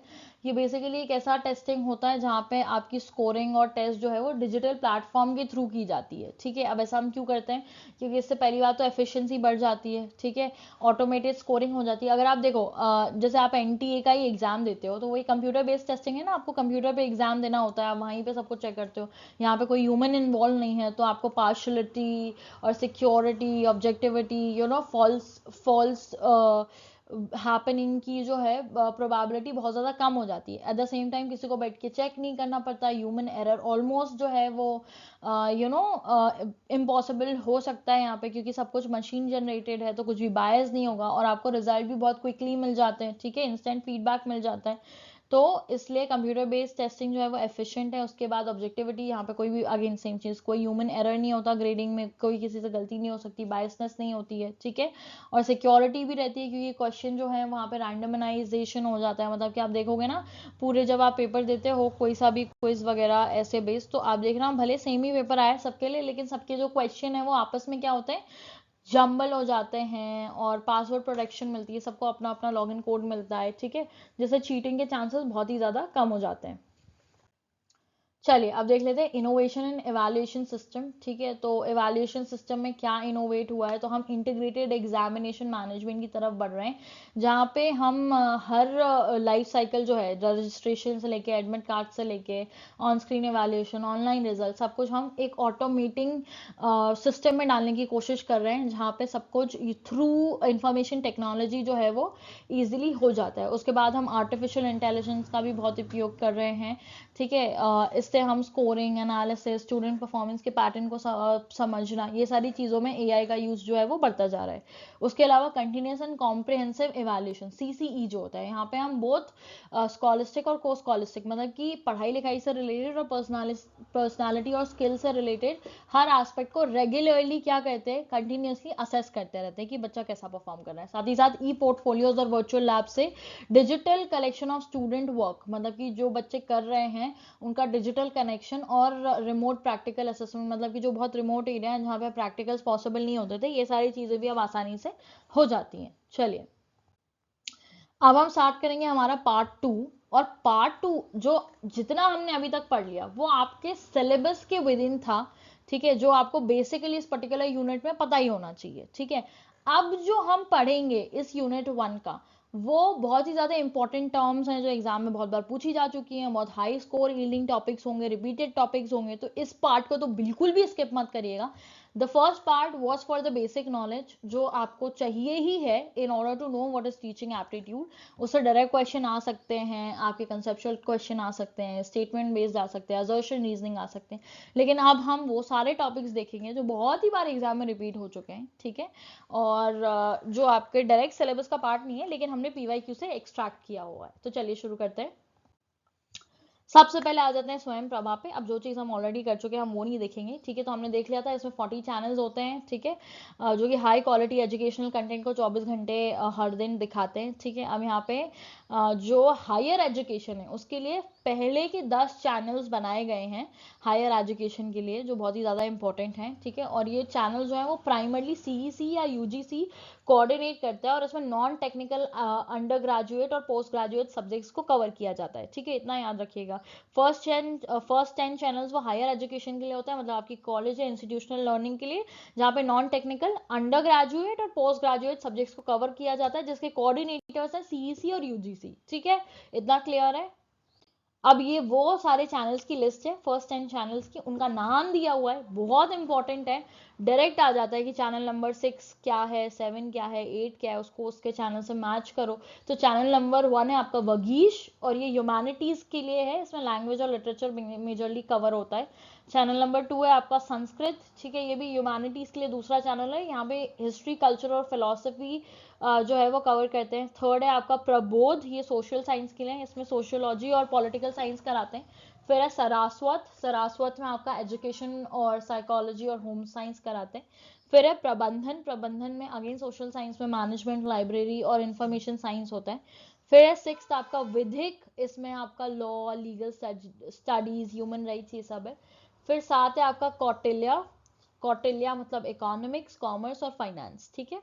फिर है आर्यभट्टा, आर्यभट्टा मतलब मैथ्स, इसको बहुत याद, मतलब आप ऐसे जैसे इकोनॉमिक्स अर्थशास्त्र कौटिल्य से रिलेटेड था, तो कॉमर्स, इकोनॉमिक, फाइनेंस, कौटिल्य नाम है चैनल का। आर्यभट्टा मैथमेटिक्स से रिलेटेड थे, तो फिजिकल साइंस, केमिस्ट्री और ये सारी चीज़ें आर्यभट्टा चैनल में दिखाई जाती। फिर स्पंदन, स्पंदन लाइफ साइंस से रिलेटेड है, तो उसमें बॉटनी, जूलॉजी और बायो साइंस दिखाई जाती है। दक्ष अप्लाइड साइंस के लिए है, ठीक है। तो एटलीस्ट 10 तो आप याद कर लीजिए जिनके चैनल नेम्स दिए हुए हैं और चैनल नंबर दिए, आज इट स्क्रीनशॉट ले लो या लिख लो, टेबल बना लो, इनको डेफिनेटली याद कर लेना हाथ क्या।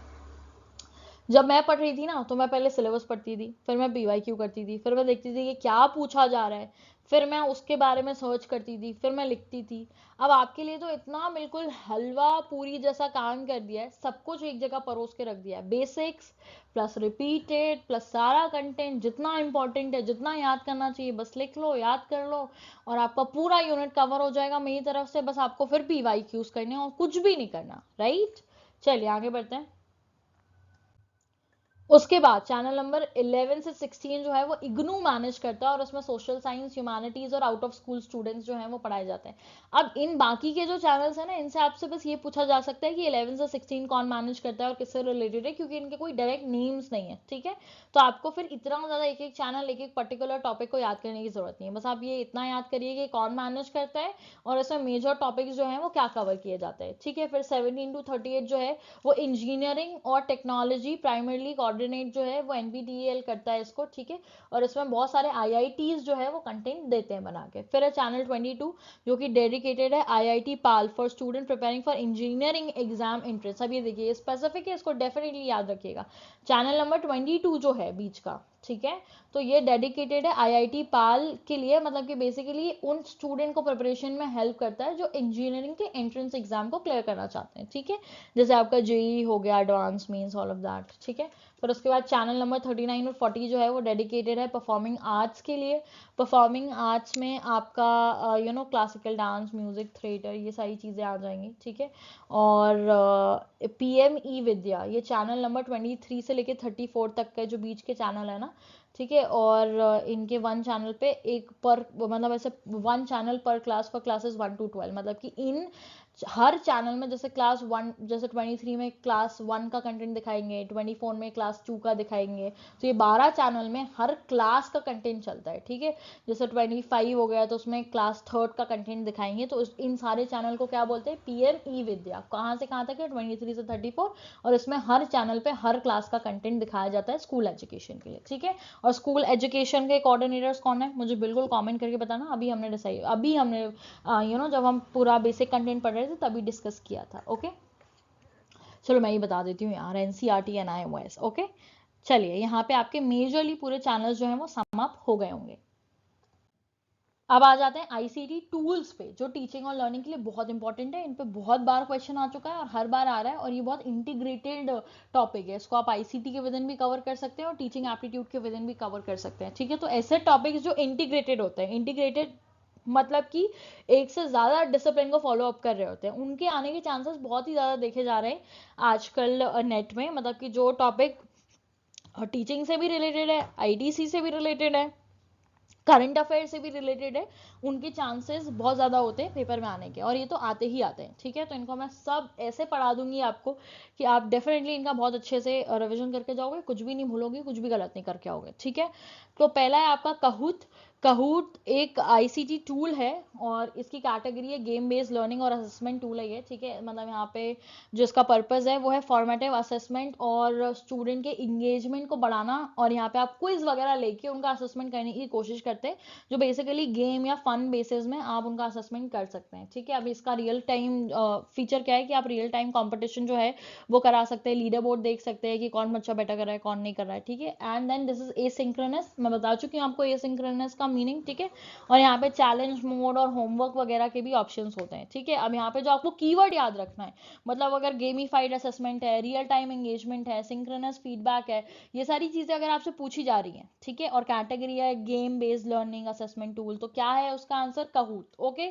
फिर आपका माइंड मेस्टर, माइंड मेस्टर जो है वो माइंड मैपिंग टूल है, ब्रेन स्टॉर्मिंग टूल है, ठीक है। यहाँ पे आप visual thinking, note taking, brain storming कर सकते हो आइडियाज की, ठीक है। और यहाँ पे बेसिकली इसके जो की फीचर्स है वो क्या क्या है इस ऐप के अंदर, यहाँ पे आप बहुत सारे कोलैबोरेटिव माइंड मैप्स बना सकते हो, कॉम्प्लेक्स टॉपिक को जो है वो इजी विजुअल हायरार्कीज में कन्वर्ट कर सकते हो, मतलब कि आप बेसिकली बहुत सारे फ्लो चार्ट, प्रेजेंटेशन और ऐसी सारी चीजें विजुअली बना सकते हो, ठीक है। तो यहाँ पे जो एग्जाम में कीवर्ड याद रखने हैं वो है आपको concept mapping, visualising, relationships, collaborative brainstorming, ये सब जो है किससे रिलेटेड है? माइंड मेस्टर्स है, ओके। फिर आपकी Google classroom, I was saying Google, बोल बोल के the words just slip out in any form. चलिए, तो Google classroom learning management system के विदिन आता है, ठीक है। ये एक डिजिटल हब है जहाँ पे आप अपने असाइनमेंट्स को, कम्युनिकेशन को, लर्निंग मटेरियल को क्या कर सकते हो? मैनेज कर सकते हो, ठीक है। तो यहाँ पे आपको गूगल ड्राइव मिल जाएंगे, डॉक्स मिल जाएंगे, शीट्स मिल जाएंगी, ठीक है। और गूगल मीट तो basically video conferencing, sheets, documentation, drive जहाँ पे आप अपने सारे ई बुक्स को स्टोर कर सकते हो, ठीक है। तो everything compiled will you will get in Google classroom, ठीक है। अगर आप अभी भी अपने लर्निंग के लिए इनको इस्तेमाल करना चाहते हैं तो प्लीज यूज करिएगा, ठीक है। हमको पढ़ाया इसलिए, पढ़ाने से ज्यादा हमको अवेयर कराया जा रहा है कि हम खुद के लिए यूज करें, बच्चों के लिए बताएं, और वो अपना जो लर्निंग प्रोसेस है उसको और फन और इंटरैक्टिव और एंगेजिंग बना पाए, राइट। अब यहाँ पे जो एग्जाम कीवर्ड आपको याद रखना है गूगल क्लासरूम के लिए वो है आपका blended learning, assignment management, paperless classroom. Paperless classroom is a very definite word to sum up Google Classroom. चलिए, आई होप आपको ये तीनों समझ में आए होंगे। और देख लेते हैं, अगला टूल है आपका पैडलेट, ठीक है। तो पैडलेट एक ऑनलाइन वर्चुअल बुलेटिन बोर्ड है, ठीक है। जैसे आपके स्कूल में नोटिस बोर्ड होते थे, उसका वर्चुअल वर्जन जो है वो पैडलेट बन जाएगा, ठीक है। यहाँ पे टीचर्स जो है जो वो डिजिटली वॉल क्रिएट कर सकते हैं जहाँ पे वो नोट्स पोस्ट कर सकते हैं, इमेजेस, लिंक्स, वीडियोस, नोटिस, ठीक है। अब यहाँ पे एग्जाम जो की फीचर्स है यहाँ पे वो क्या है? कोलैबोरेटिव ब्रेनस्टॉर्मिंग और ये resource sharing. Resource sharing is the main word here. और जो यहाँ पे एग्जाम के जो मेन वर्ड्स आपको याद रखने हैं पैडलेट के लिए वो है virtual notice board, digital wall, ठीक है। फिर उसके बाद है आपका मेंटीमीटर। अब कंफ्यूज मत होना, माइंड मेस्टर अलग था, मेंटीमीटर अलग है। ये एक इंटरैक्टिव प्रेजेंटेशन टूल है। इसमें स्टूडेंट्स जो हैं वो अपने क्वेश्चंस को स्मार्टफोन्स के थ्रू बहुत अच्छे से रिस्पॉन्ड कर सकते हैं। यहाँ पे रिजल्ट्स भी जो है वो लाइव मिल जाता है। तो यहाँ पे बेसिकली आप अपने वर्ड क्लाउड्स और अनोनिमस फीडबैक भी दे सकते हो इस पर्टिकुलर टूल के थ्रू। और यहाँ पे जो आपको वर्ड्स याद रखने की जरूरत है वो है word cloud, live polling, anonymous feedback, ठीक है। मतलब कि कोई प्रेजेंटेशन दे रहा है तो आप उसके पीछे से उसका पूरा असेसमेंट कर सकते हैं अनोनिमसली, ठीक है। और वहाँ पे लाइव पोलिंग वगैरह भी चल रही होती है। जैसे आप कभी ऐसे पीवाईक्यू वीडियो देखते हो तो उसमें देखते हो कि क्वेश्चन आपसे पूछा जा रहा है तो आप उसमें सब ऐसे आंसर बताते हो और फिर वहाँ पे परसेंटेज आ जाता है, तो that is live polling, okay. फिर आपका फ्लिप या फिर फॉर्मरली फ्लिपग्रिड, ठीक है, ये वीडियो डिस्कशन प्लेटफॉर्म है। यहाँ पे टीचर जो हैं वो स्टूडेंट्स के लिए शॉर्ट वीडियोस रिस्पांस पोस्ट कर देते हैं, जिससे कि स्टूडेंट का पार्टिसिपेशन जो है सोशल लर्निंग में बढ़ जाता है। यहाँ पे वीडियो डिस्कशन होता है, मतलब डिस्कशन टीचर और स्टूडेंट दोनों अपने रिस्पांस में शॉर्ट वीडियो पोस्ट कर करके अपनी क्योरीज को समझने की कोशिश करते हैं, ठीक है। तो यहाँ पे स्टूडेंट वॉइस या वीडियो डिस्कशन से रिलेटेड कोई पूछी जाए और वीडियो डिस्कशन प्लेटफॉर्म की बात हो तो दैट इज फ्लिप, ओके। चलिए, और देखिए सॉक्रेटिव, ठीक है। सॉक्रेटिव एक क्लासरूम असेसमेंट टूल है, जहाँ पे टीचर जो हैं वो क्विजेज और असेसमेंट कंडक्ट करा सकते हैं और उनकी अंडरस्टैंडिंग या लेवल ऑफ लर्निंग को चेक कर सकते हैं, ठीक है। यहाँ पे आपको एग्जिट टिकट्स और स्पेस रेस, टीम कंपटीशन, ऐसे सारे फीचर्स देखने के लिए मिल जाएंगे, जहाँ पे आप इंडिविजुअल और टीम बेस्ड इवैल्यूएशन या असेसमेंट को जो है वो करा सकते हैं। यहाँ पे आपको रियल टाइम फॉर्मेटिव असेसमेंट और एग्जिट टिकट, ये सारे वर्ड्स जो हैं वो याद रखना है सॉक्रेटिव से रिलेट करने के लिए, ठीक है। Quizzes, quizzes is basically gamified quiz platform, ठीक है। तो यहाँ पे आप स्टूडेंट को आंसर क्वेश्चन करने के लिए एक ये टूल है, जहाँ पे वो अपने ओन पेस में अपनी खुद के डिवाइस में क्वेश्चन आंसर जो है क्विज फॉर्म में प्रैक्टिस कर सकते हैं। यहाँ पे सेल्फ पेस क्विजेज जो हैं वो मिल जाती हैं, जिससे कि आप होमवर्क मोड में मिल जाती हैं, जहाँ पे आप जाके उनको सॉल्व कर सकते हो। और यहाँ पे जो कीवर्ड आपको देखने हैं वो स्टूडेंट पेस लर्निंग और होमवर्क मोड, ठीक है। चलिए अच्छा, वर्ड्स देखने का मतलब क्या है कि आपको क्वेश्चन में ये वर्ड्स ढूंढने हैं। अगर ऐसा कुछ लिखा हुआ है तो उसका आंसर क्या होएगा, क्विजेस, ओके। चलिए, उसके बाद है Ed puzzle. Ed puzzle interactive video learning tool है, ठीक है, जहाँ पे टीचर्स जो हैं वो अपने क्वेश्चंस, वॉइस नोट्स, कमेंट्स को ये सब वीडियो के विदिन जो है वो पोस्ट कर देते हैं। और यहाँ पे video pauses until student answer embedded question, ठीक है। और जब तक स्टूडेंट जो है वो सवाल का आंसर नहीं देता वो वीडियो पॉज हो जाती है, ठीक है। तो एड पजल मतलब कि within the video there are puzzles and questions, जो आपको वीडियो को कंप्लीट लेक्चर देखते देखते ही उन क्वेश्चन को कंप्लीट करना होगा, सो दैट आप अपनी आगे वीडियो जो है वो देख पाओ, ठीक है। तो इसलिए एड पजल, यहाँ पे एम्बेडेड क्वेश्चन मतलब कि वीडियो के साथ साथ आपको बीच में क्विज मिल जाएगा, देन एंड देयर ओनली। और वो वीडियो फिर लर्निंग वीडियो तभी आगे बढ़ेगा जब आप उसका आंसर दोगे, ठीक है। तो यहाँ पे जो आपको वर्ड्स याद रखने एड पजल के लिए वो है एम्बेडेड क्वेश्चन और फ्लिप क्लासरूम, ओके। फिर आपका नियरपॉड। नियरपॉड एक इंटरैक्टिव क्लास प्लेटफॉर्म है। यहाँ पे टीचर्स जो है वो इंटरैक्टिव स्लाइड्स क्रिएट करते हैं और एक्टिविटीज क्रिएट करते हैं फॉर किड्स, ठीक है। अब इसमें आपके वर्चुअल फील्ड ट्रिप्स और वीआर और 3D प्रोजेक्ट्स, ये सारी चीज़ें आ जाएंगी। तो कहीं भी वर्चुअल रियलिटी या इंटरैक्टिव स्लाइड्स की बात हो तो आपको नियरपॉड पे टिक करना है। फिर है Canva. Canva I think all of you must be aware of, ये ग्राफिक डिजाइनिंग टूल है। इसको यूज़ करके आप प्रेजेंटेशन, पोस्टर, इन्फोग्राफिक या कोई भी टीचिंग एड आपको मटेरियल चाहिए आप वो बना सकते हैं। This is very useful for creative educational content and visual communication. अब जैसे इनफैक्ट ये जो मैंने Microsoft power point presentation use करके आपके लिए पीपीटीज बनाई है, तो that also falls in content creation and interactive lesson tools का कैटेगरी, ओके। चलिए, अब उसके बाद एक हमको देखना है learning management system versus leader member exchange theory, ठीक है। अब ये कंसेप्ट क्या है, ठीक है, ये एग्जाम में काफी कई बार पूछा गया, तो पहले हम देख लेते हैं लर्निंग मैनेजमेंट सिस्टम क्या होता है। ये एजुकेशनल टेक्नोलॉजी प्लेटफॉर्म है। जैसे अभी हमने एक लर्निंग मैनेजमेंट सिस्टम का एग्जाम्पल भी देखा था, कमेंट करिएगा, अगर आता है तो पॉज करके कमेंट करना जरूर, ठीक है। तो अभी हमने हाल फिलहाल में आईसीटी टूल्स में देखा गूगल क्लासरूम, जो कि एक लर्निंग मैनेजमेंट सिस्टम का एग्जाम्पल है, ठीक है। अब ये होता क्या है, ये बेसिकली किसी भी तरीके का सॉफ्टवेयर होगा जिसको यूज करके हम एडमिनिस्ट्रेशन कर सकते हैं, डॉक्यूमेंटेशन कर सकते हैं, ट्रैकिंग, रिपोर्टिंग, एजुकेशनल कंटेंट या कोर्सेज को डिलीवर कर सकते हैं, ठीक है। अब इसके बहुत सारे और भी एग्जांपल लिखे हुए हैं यहाँ पे, मूडल हो गया, कैनवास हो गया, ब्लैक बोर्ड हो गया, गूगल क्लासरूम हो गया, ठीक है।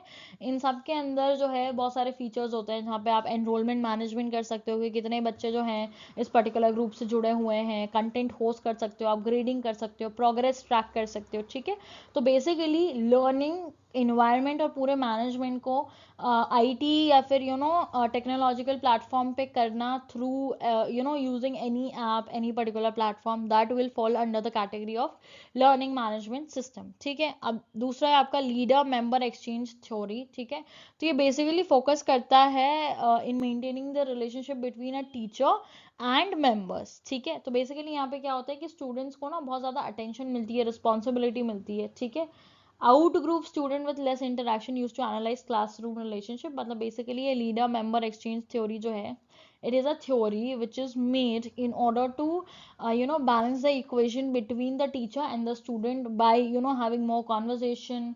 ठीक है, अब जैसे इन ग्रुप के लिए मतलब एक ग्रुप में जो जिसमें स्टूडेंट्स जो हैं ज़्यादा टेंशन मिल रही है, उनको रिस्पॉन्सिबिलिटी मिल रही है एक ग्रुप के अंदर अगर वो पढ़ाई कर रहे हैं तो ठीक है, तो वहाँ पे लीडर मेंबर एक्सचेंज थ्योरी जो है वो ज़्यादा रेलेवेंट होगी। और आउट ग्रुप मतलब कि स्टूडेंट जो है वो लेस इंटरैक्टिव हैं और क्लासरूम रिलेशन, ये हम पूरा लीडर मैनेजमेंट एक्सचेंज थ्योरी जो है क्लासरूम रिलेशनशिप को एनालाइज करने के लिए यूज करते हैं। ठीक है, चलिए अब ये जो आपने सारे मेरे साथ टूल्स पढ़े उनका एक रिवीजन शीट है और एग्जैक्ट कीवर्ड्स जो एटलीस्ट आपको एग्जाम के एक दिन पहले रिवाइज करके जाने ही जाने, तो वो यहाँ पे इस स्लाइड में चाहे तो लिख लीजिए चाहे तो स्क्रीनशॉट ले लीजिए। ठीक है, इसको मैंने समराइज कर दिया है फॉर योर ईज। चलिए आगे बढ़े।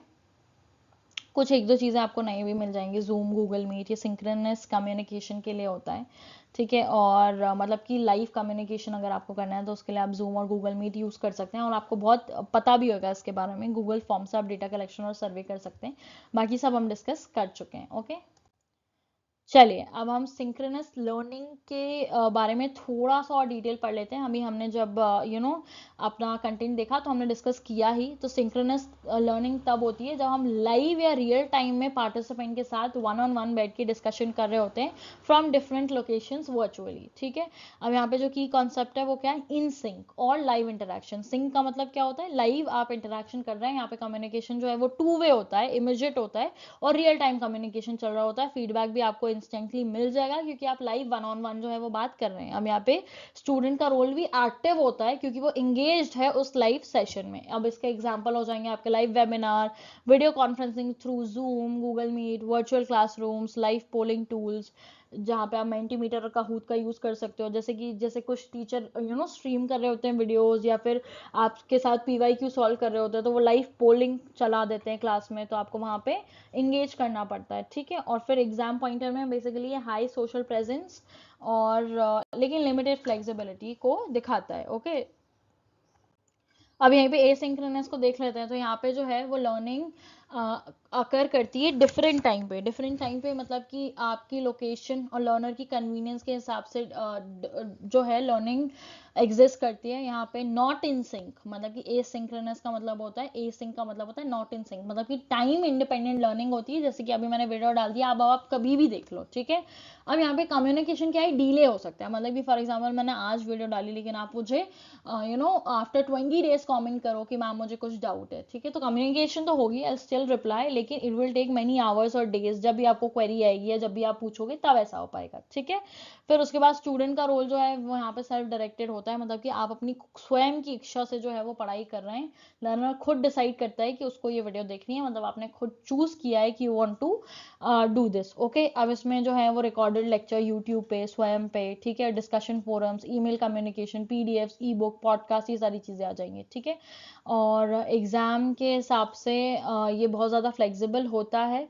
और मतलब एग्जाम के लिए आपको जो चीज़ें याद रखनी है टू कोट आउट एसिंक्रोनस, वो क्या है कि this is very highly flexible but requires strong learner self discipline. ठीक है, एसिंक्रोनस लर्निंग तभी हो सकती है, सेल्फ पेस तभी हो सकती है जब लर्नर बहुत ही ज़्यादा डिसिप्लिन्ड है और उसके अंदर स्ट्रॉन्ग लर्निंग पावर्स है। ठीक है, आप दोनों का कंपैरिजन टेबल है, आप पॉज करके एक बार पढ़ सकते हैं। ठीक है, चलिए अब हम देख लेते हैं कुछ कोर टीचिंग कंसेप्ट्स या कुछ ऐसे कीवर्ड्स जो बहुत बार एग्जामिनेशन में पूछे जा चुके हैं। उसमें से पहले आपका स्कैफोल्डिंग। स्कैफोल्डिंग पे पिछले कुछ साइकिल में कई बार सवाल पूछे गए। तो स्कैफोल्डिंग का मतलब होता है temporary support provided by a teacher or a more capable peer to help a student master a task they cannot yet do alone. It is gradually removed as the learner gains competence. ठीक है, तो बोल रहे हैं कि वो temporary support जो teacher या फिर आपके क्लास में से कोई एक ऐसा बच्चा जिसको बहुत अच्छे से आता है, बहुत अच्छा पढ़ने में है, वो आपकी हेल्प करे कोई काम को करने में इनिशियली, और फिर आप इंडिविजुअली क्या है उसको सीख जाए और फिर आपका जो सपोर्ट है एक्सटर्नल सपोर्ट उसको हटा दिया जाए। ठीक है, फॉर एग्जाम्पल आप कोडिंग सीख रहे हैं तो कोडिंग सब सीख गए लेकिन कुछ एक नया एक्टिविटी आया है, कुछ नई चीज़ बनाने के लिए आई है जो आपको नहीं आ रही है, लेकिन आपके क्लास में कोई एक ऐसा बच्चा है जो बहुत इंटेलिजेंट है, उसको आती है, तो you can take help of that child and do in his assistant once, ठीक है। या फिर आपकी टीचर आपको असिस्ट करके एक बार वो चीज़ कराती है, लेकिन फिर आप वो चीज़ खुद सीख जाते हैं और फिर आप without the help of the capable peer और टीचर वो चीज़ को कर लें। तो इस पूरे प्रोसेस को क्या बोलते हैं? स्कैफोल्डिंग, ठीक है। Now this terminology is very very important and काफ़ी बार जो है लेटली पेपर में इसको देखने के लिए मिल चुका है, ठीक है। फिर zone of proximal development, ZPD, ठीक है। तो ये क्या है? Basically this is the gap between what a learner can do without help and what they can do with guidance, ठीक है। और इसके प्रोपोनेंट्स थे Vygotsky. This has been taken from one of the theories और one of the learning theories. तो उसमें zone of proximal development क्या होता है कि बेसिकली गैप एग्जिस्ट करता है लर्नर में, कि मतलब लर्नर बिना हेल्प के क्या कर सकता है, और बेसिकली अगर आप उसको थोड़ा सा गाइड कर दो, हेल्प कर दो, तो उसके बाद उसका पोटेंशियल कितनी हद तक बढ़ जाएगा, यही है बेसिकली आपका जोन ऑफ प्रॉक्सिमल डेवलपमेंट, ठीक है। तो फॉर एग्जांपल अगर अभी आपके अंदर बहुत कैपेबिलिटी है, ठीक है, विदाउट एनी हेल्प, कि आप ये एग्जाम कर सकते हैं, ठीक है, लेकिन अगर आपको थोड़ी सी भी गाइडेंस मिल जाए तो आप डेफिनेटली JRF तक पहुंच सकते हैं। तो ये जो बीच का गैप है आपके पोटेंशियल को आइडेंटिफाई करके हेल्प करने तक का, इसको बोलते हैं जोन ऑफ प्रॉक्सिमल डेवलपमेंट, ठीक है। फिर एंड्रागॉजी, अभी हमने बात की the art and science of adult learning, ठीक है। Pedagogy, the method and practice of teaching children, ठीक है। फिर है heutagogy. Heutagogy basically self determine learning है, ठीक है। एंड्रागॉजी में हम अडल्ट लर्निंग करते हैं, पीडागॉजी में हम टीचर सेंटर्ड लर्निंग की बात करते हैं, यूटागॉजी में हम सेल्फ डिटरमाइन लर्निंग की बात करते हैं, सेल्फ लर्निंग की, ठीक है। तो ये हाईएस्ट लेवल ऑफ ऑटोनॉमी होती है, यहाँ पे लर्नर जो है वो डिसाइड करता है कि क्या करना है, कैसे सीखना है, खुद से ही सब कुछ, ठीक है। तो उसको क्या बोलते हैं? यूटागॉजी, ठीक है। फिर एक और टर्मिनोलॉजी है मेटाकॉग्निशन, ठीक है। मेटाकॉग्निशन का मतलब होता है कि थिंकिंग अबाउट थिंकिंग, ठीक है। मतलब आप जो सोच रहे हैं उसके बारे में और ध्यान लगाना और विचार करना, ठीक है। इसको क्या बोलते हैं? मेटाकॉग्निशन, ठीक है। This is basically being aware of one's own cognitive process. मतलब आप जो सोच रहे हो आपको उसके बारे में भी पता है कि आप सोच क्या रहे हैं ठीक है, sounds very funny, but cognitive process मतलब कि आपका जो मेंटल एबिलिटी है और whatever you can think, you are aware of that, you are aware of your self intellectual capability, that is metacognition, ठीक है। और ये रिफ्लेक्टिव लेवल ऑफ टीचिंग के लिए बहुत ज़्यादा इसेंशियल होती है, also for self determined learning, ठीक है, यूटागॉजी के लिए। क्यों? क्योंकि यहाँ पे आप अपने खुद ही मोटिवेटर हो, खुद ही जो हो सेल्फ पेस्ड लर्निंग में हो, टीचर जो है वो बहुत रेडीली अवेलेबल है, रेडीली रिक्वायर्ड है, तो यहाँ पे मेटाकॉग्निशन एग्जिस्ट करता है, ठीक है। आई होप आपको समझ में आया होगा सब कुछ। These keywords are very very important and very repetitive. अब कुछ मेथड्स और स्ट्रैटेजीज होती है जिनके बारे में बहुत बार पूछा जा चुका है। तो उसमें पहला है फ्लिप्ड क्लासरूम। तो फ्लिप्ड क्लासरूम क्या होता है? स्टूडेंट जो है वो देखते हैं आपके रिकॉर्डेड लेक्चर घर पे, तो ये एसिंक्रोनस हो गया, ठीक है। और होमवर्क करते हैं, एक्टिव प्रॉब्लम सॉल्विंग करते हैं क्लास में using asynchronous method of learning, they are solving active problem in real classroom. ये क्या है? Flipped classroom. मतलब कि यहाँ पे मैं आपको पढ़ा रही हूँ एसिंक्रोनस तरीके से, लेकिन आप जब एग्जाम करोगे, टेस्ट दोगे, वो सिंक्रोनस वे है, वो आप लाइफ टाइम पे दे रहे हो। फॉर एग्जांपल आपने आज मेरे से कुछ पढ़ा एसिंक्रोनस वे में और आप उसको कल लाइव एक एग्जांपल जो है वो क्लासरूम में यूज करते हो, एग्जाम दे के आते हो, तो ये क्या है? फ्लिप्ड क्लासरूम, ठीक है। मतलब यूजुअली क्या होता है, आपको लाइव पढ़ाया जाता है और वो आप अपनी लाइफ में यूज करें, तो वो नॉर्मल क्लासरूम का सिनेरियो हो गया, ठीक है। लेकिन आप घर पे पढ़ के उसको क्लासरूम में इस्तेमाल करें तो क्या हो जाएगा? Flipped classroom, okay. फिर आपका ब्लेंडेड लर्निंग, मतलब कि बहुत सारी तरीके से आपको जो है पढ़ाया जाए, तो उसको ब्लेंडेड लर्निंग बोलेंगे। फेस टू फेस क्लासरूम में भी पढ़ा रहे हैं, फिर आप ऑनलाइन डिजिटल, मतलब बेसिकली आप बहुत सारे रूट्स को फॉलो अप करके पढ़ाई कर रहे हो, तो that is blended learning, okay. फिर है प्रोग्राम्ड इंस्ट्रक्शन, मतलब कि एक लर्नर सेंटर्ड मेथड जहाँ पे सिलेबस जो है उसको बहुत तरीके से ब्रेक कर दिया जाता है, फ्रेम्स में डाल दिया जाता है, सो दैट स्टूडेंट जो है वो इमीडिएटली उसको फॉलो अप करना चालू कर दे, री एनफोर्स करना चालू कर दे ई स्टेप। बेसिकली आपके सिलेबस को या आपके जो भी चीज आपको पढ़नी है उसको इस तरीके से ब्रेक डाउन कर देना कि आप उसको खुद से ही इमीडिएटली फॉलो अप करने लगे। इसको प्रपोज किया था BF स्किनर ने, and the terminology given to this particular thing is programmed instructions, okay.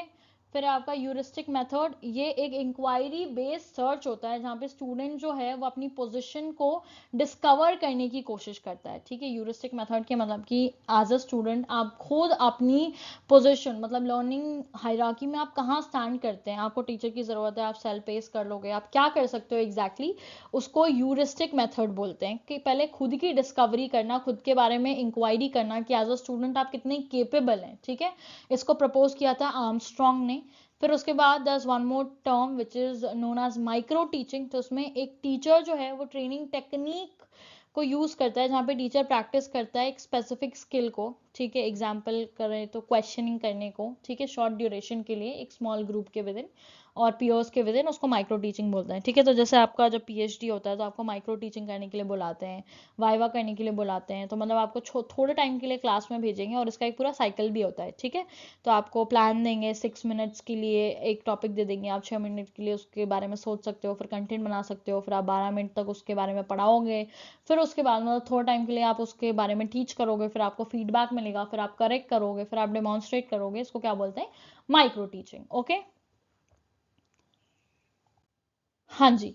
उसके बाद कुछ और टर्म्स हैं जैसे फील्ड इंडिपेंडेंट लर्नर, अभी मैंने आपको बताया भी था। ऐसे लर्नर जो एनालिटिकल होते हैं, जो वर्किंग खुद खुद में काम करना प्रेफर करते हैं, ठीक है।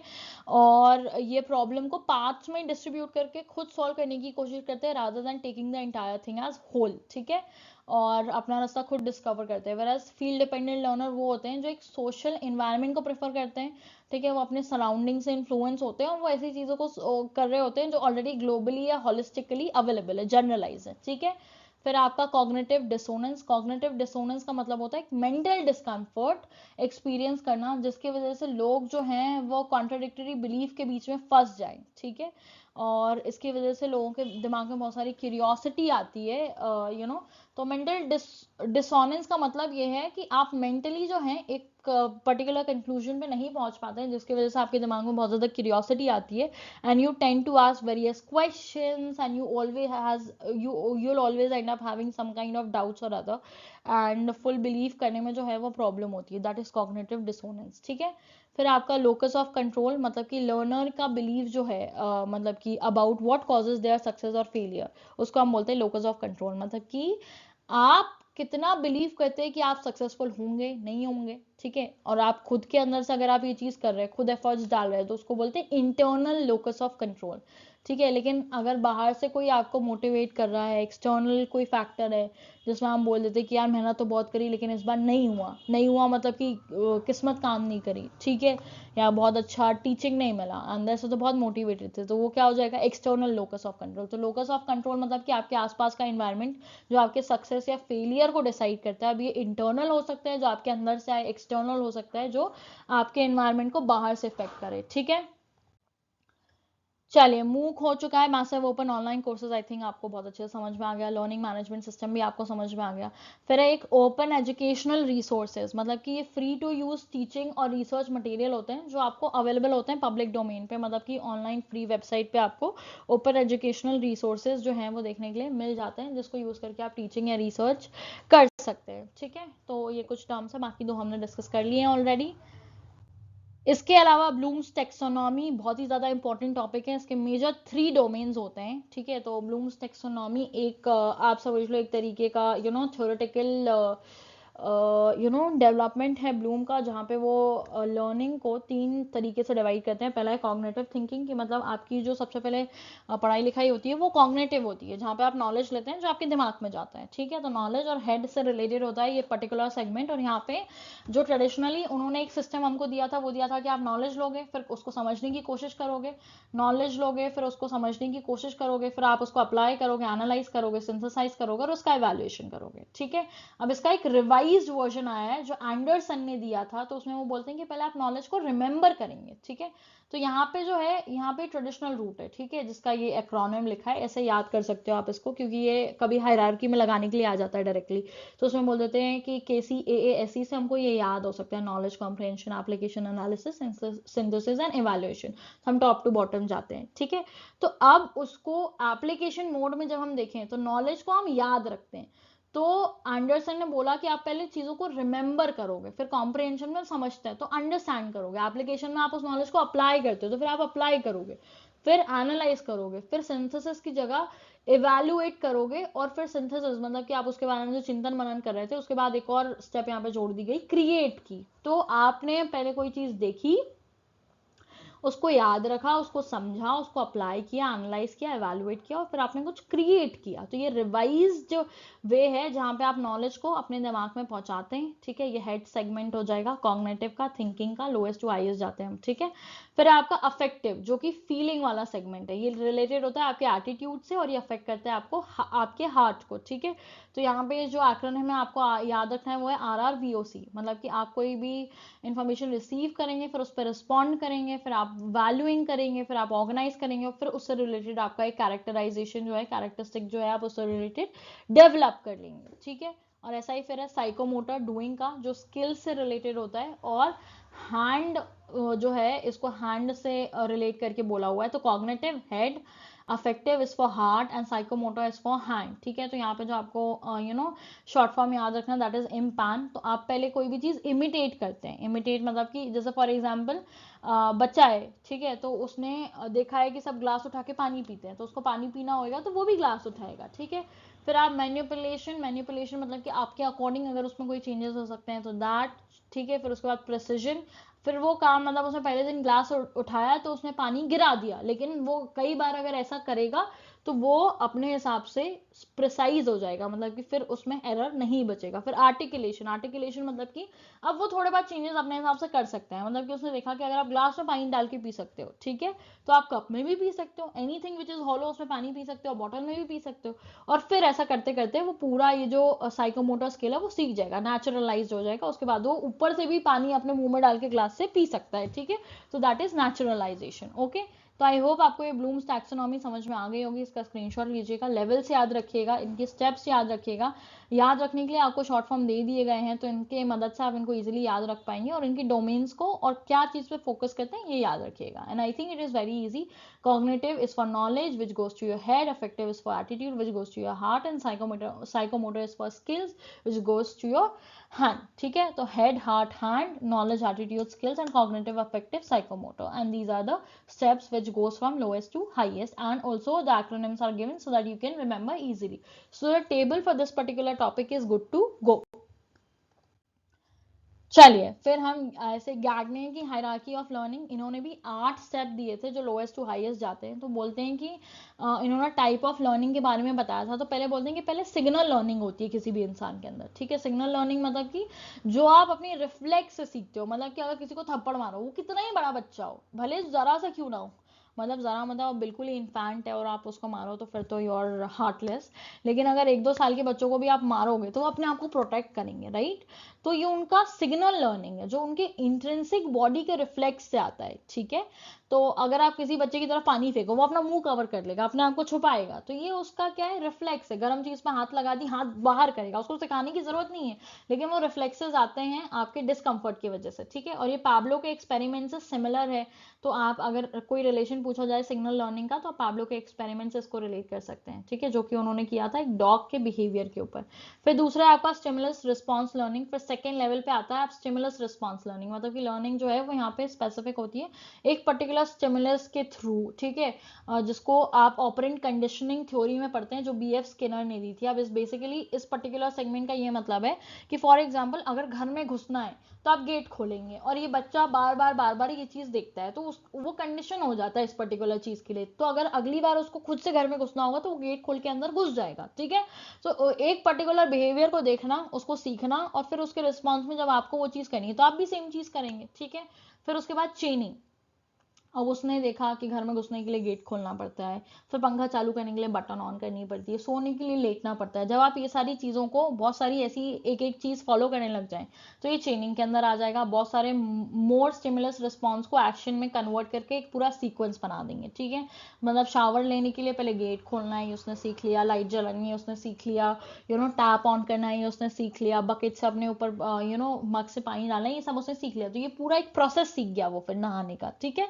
फिर है वर्बल एसोसिएशन, फिर 4th नंबर पे आ जाएगा वर्बल एसोसिएशन। यहाँ पे लर्निंग जो है वो वर्ड्स या टर्म्स एंड डेफिनेशन के लिए होने लगती है, ठीक है। तो जैसे ही बच्चा फिर और थोड़ा बड़ा होता है तो उसको हम क्या सिखाते हैं, A for apple, B for ball, फिर सेंटेंस, फिर पैराग्राफ्स। तो ये क्या है, वर्बल एसोसिएशन। वो लैंग्वेज सीखता है धीरे धीरे सुन के समझ के।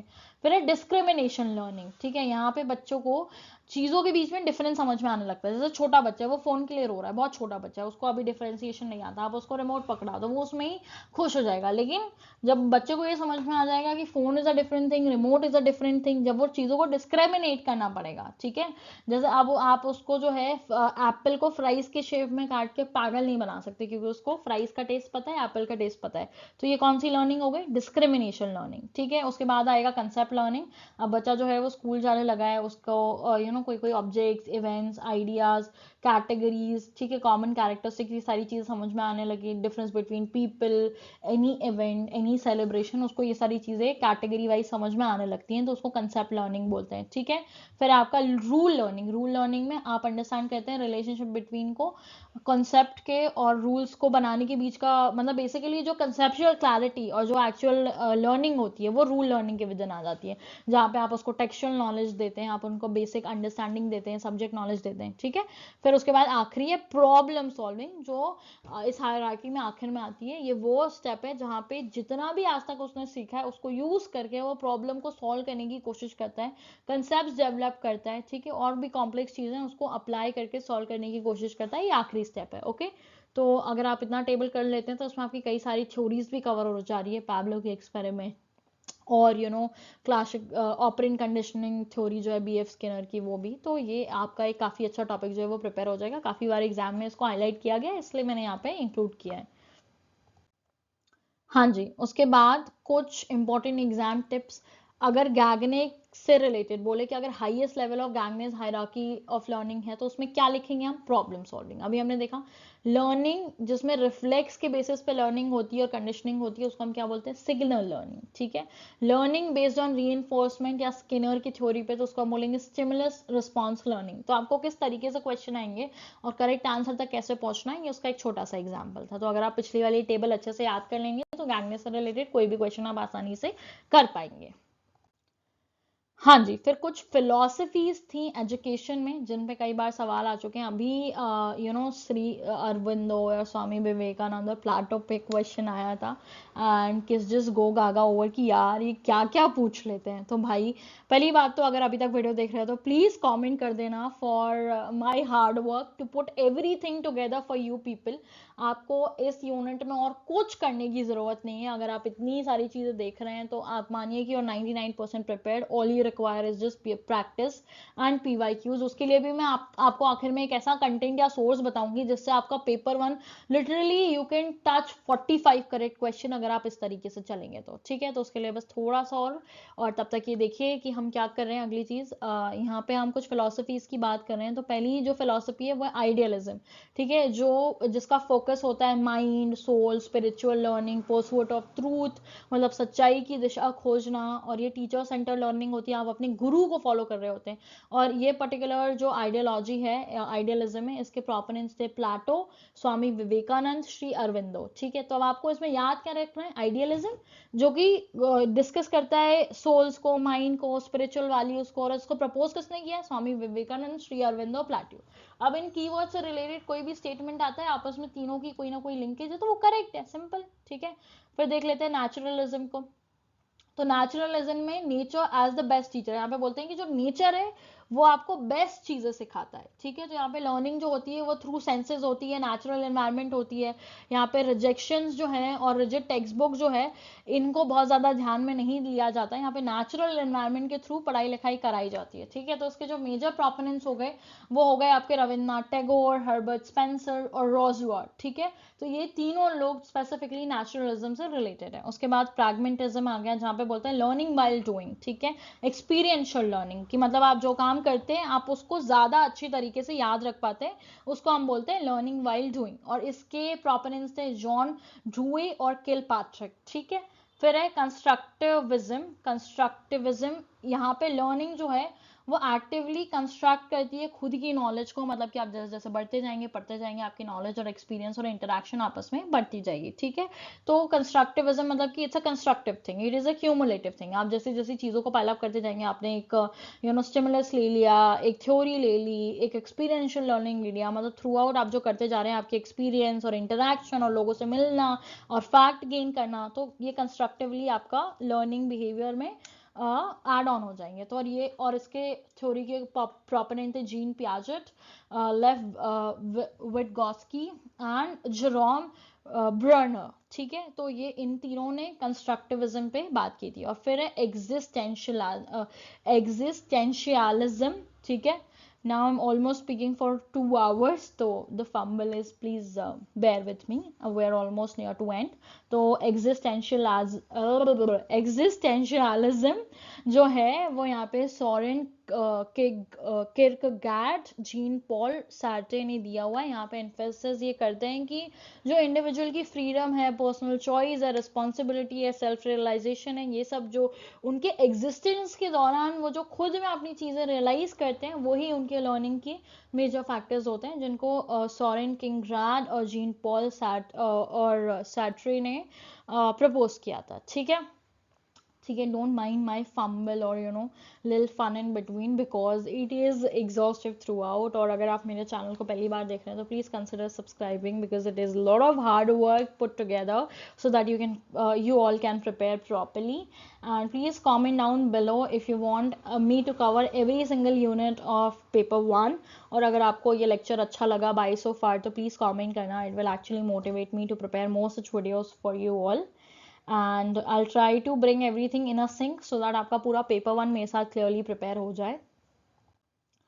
हाँ जी, फिर उसके बाद कुछ मैक्सिम्स ऑफ टीचिंग हैं, which is almost our second last topic, जो कि टीचिंग में कुछ थंब रूल होते हैं कि मतलब आप जब भी टीचिंग कराओ तो आपको इस तरीके से फॉलो अप करना है।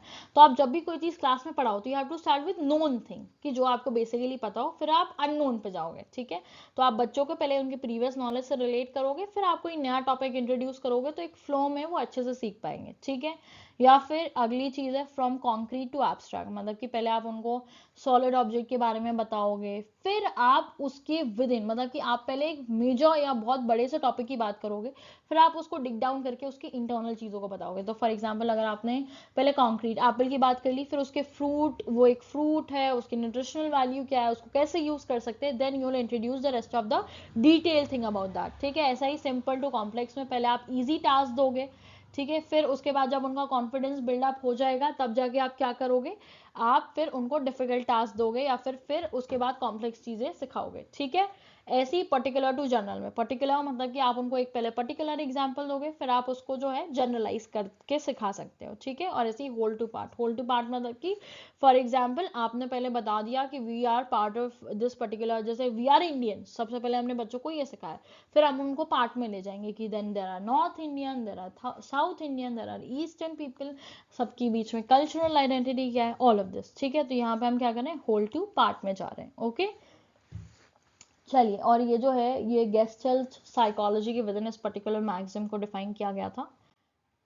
उसके बाद एक आखिरी चीज जो हम पढ़ रहे हैं आज की क्लास में, वो है डेल्स कोन ऑफ एक्सपीरियंस, ठीक है। डेल्स कोन ऑफ एक्सपीरियंस में उन्होंने, आप चाहे तो उसको इंटरनेट पे सर्च भी करिएगा, आपको एक डायग्राम मिल जाएगा। तो डेल्स कोन ऑफ एक्सपीरियंस में बोलते हैं कि अगर आप सिर्फ रीडिंग करते हो, ठीक है, तो उसमें the probability to remember that thing is only around 10%, right. लेकिन जब आप उसको एक लेक्चर के थ्रू देखते हो, आपको कोई चीज़, वो कोई और उस चीज़ को समझा रहा है, तो आपकी रिटेंशन लेवल जो है वो 20% तक बढ़ जाती है, ठीक है। लेकिन वहीं अगर आप वो सेम चीज़ किसी विजुअल या पिक्चर के साथ देख रहे हो, so you tend to remember it 30%। अगर वीडियो देख रहे हो तो 40 से 50%, जैसे आप मूवी देख के आते हो, ठीक है, तो आप उसको किसी को भी उसकी कहानी समझा दोगे, ठीक है, जिसमें आप एटलीस्ट उसका 40 से 50% कंटेंट तो बोल ही दोगे, ठीक है। लेकिन अगर आप कोई किताब पढ़ते हो, तो अगर आपका देखो इंटरेस्टिंग किताब है, आपको पहली बार में याद हो जाए, that is well and good. लेकिन अगर आपने 300-400 पेज की किताब पढ़ी, तो आप उसका 10% मेजर जो कंटेंट है वो किसी को बता दोगे। Can you tell the whole book? No, that is not possible, right, ठीक है। लेकिन वीडियो का आप बहुत ज्यादा कंटेंट याद रख के किसी को बता सकते हो, ठीक है। और वहीं अगर आप रोल प्ले कर रहे हो, कोई चीज खुद से प्रैक्टिस कर रहे हो, तो वहां पे हाई रिटेंशन रेट हो जाता जाता है अराउंड 70-80%, ठीक है। और वहीं पे कोई ऐसी चीज जो आप खुद से कर रहे हैं, फॉर एग्जाम्पल आपने कोई डिश बनाई, खुद ही बनाई पूरी, आपको हर एक चीज उसकी याद होगी, तो वहां पे रिटेंशन लेवल 90% तक पहुंच जाता है, ठीक है। तो यहाँ पे डेल ने एक कोन ऑफ एक्सपीरियंस बनाया था जहाँ पे उन्होंने बोला कि उन्होंने बेसिकली लर्निंग मेथड को टॉप से लीस्ट इफेक्टिव से लेके मोस्ट इफेक्टिव तक बता दिया। टॉप से बॉटम आते हैं हम, मतलब जो कोन है वो टॉप पे एकदम कम रिटेंशन वाली चीजों से लेके हम बेस तक आते हैं, फिर जहाँ पे आपको मोस्ट इफेक्टिव चीजें मिलती हैं, और उसकी हायरार्की कुछ ऐसी है। तो रीडिंग जो है वो कम से कम रिटेंशन लेवल रखती है, followed by doing the real thing at the base. Okay, तो आई होप आपको सारी चीजें अच्छे से कवर हो गई होंगी। आई डोंट थिंक सो कोई इतना हॉलिस्टिकली आपको फ्री में यूट्यूब पे पढ़ा रहा है, तो इसके लिए प्लीज मेरे एफर्ट्स को अप्रिशिएट करिएगा। I would definitely love to see how this video helped you out, ठीक है, क्योंकि आपको PYQs मिल जाएंगे, कुछ टॉपिक कहीं मिल जाएंगे, कुछ टॉपिक कहीं मिल जाएंगे, तो मैंने सब कुछ इकट्ठा कंपाइल करके आपको एक बहुत हॉलिस्टिक वीडियो देने की कोशिश करी है, जिससे आपका एक पर्टिकुलर यूनिट एक हॉलिस्टिक तरीके में तैयार हो जाए। क्योंकि I know this exam many people are doing along with their research work, with their jobs, with their household thing, maybe housewives and etc and etc। तो आपके पास इतना टाइम नहीं है कि आप एक एक यूनिट को 10-10 दिन दें, इसलिए आपके लिए इतनी मेहनत की गई है कि सब कुछ इतने कॉन्क्रीट वे में आपको दिया जाए कि आपकी प्रिपरेशन बहुत अच्छे तरीके से हो जाए और आप एग्जाम क्लियर कर पाएं। तो अगर आपको मेरे एफर्ट्स अच्छे लगे हैं तो प्लीज वीडियो को लाइक करिएगा, चैनल को सब्सक्राइब करिएगा, और अगर आपको आगे की यूनिट्स चाहिए तो प्लीज कमेंट करिएगा, मुझे भी मेहनत करने के लिए मोटिवेशन मिलेगी। And as I'm a new educator in this platform, तो please share my channel with people who will like my videos, and जिनके लिए भी ये useful हो तो उनके साथ share करिएगा। And thank you so much for watching, all the very best।